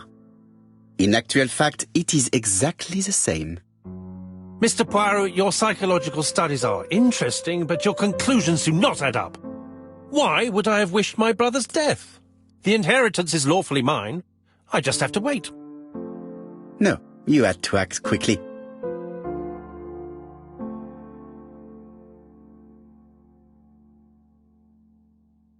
Because you are incapable of waiting. Really? Well, I am no murderer. You presented him as being a cold and patient schemer. Certes, normalement. But Lady Clark's imminent death precipitated events. Mademoiselle, although you haven't been telling the truth, there is no doubt in my mind that you would have found a way to marry Sir Carmichael after Lady Clark's death. For you, Mr. Clark, it was a disaster. If Miss Grey had children by your brother, you would not have inherited a thing. You realized the danger after reading several letters from Comside, especially one in which your brother opened his heart to you. So you hurried home from China, and you took action.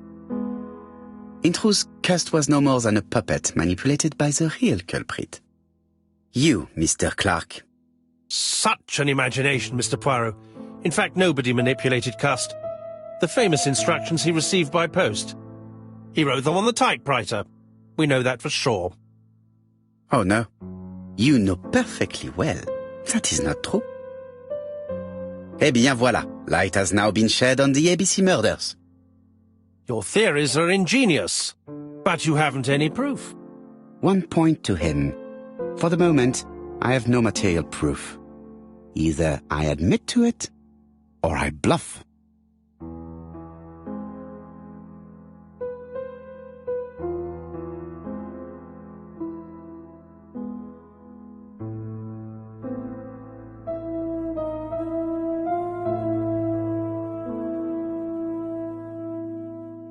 Proof is easy to find now that we know where to look. You have nothing on me. You're bluffing, Mr. Poirot. Come on, Thora, there's nothing for us to do here. Don't touch me. Thora! I understand why you never wanted to lend me your new typewriter, and why you were searching through your brother's things. And the hole you dug on the moors. What did you hide there? The knife you used to kill your brother? All right. Well played. I lose. The game's up.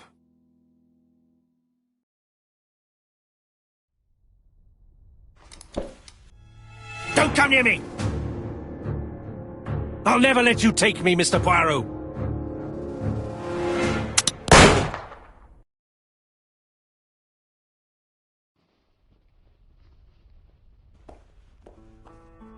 Took the law into his own hands.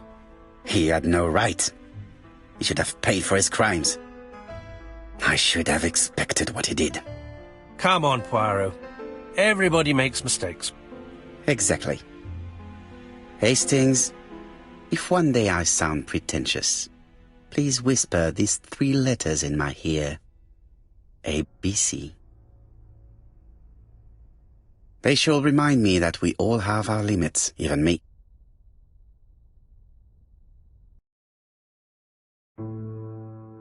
Disappointed at having missed the chance to become Lady Clark, Thora Grey left England. Donald Fraser and Megan Barnard married. On Poirot's recommendation, Mary Drower started to work for Lady Clark. The elderly lady's condition suddenly took a turn for the better.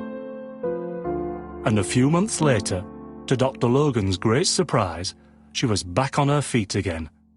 According to this eminent physician, it appears to be an extremely rare case of spontaneous remission. Lady Clark has enjoyed very good health ever since.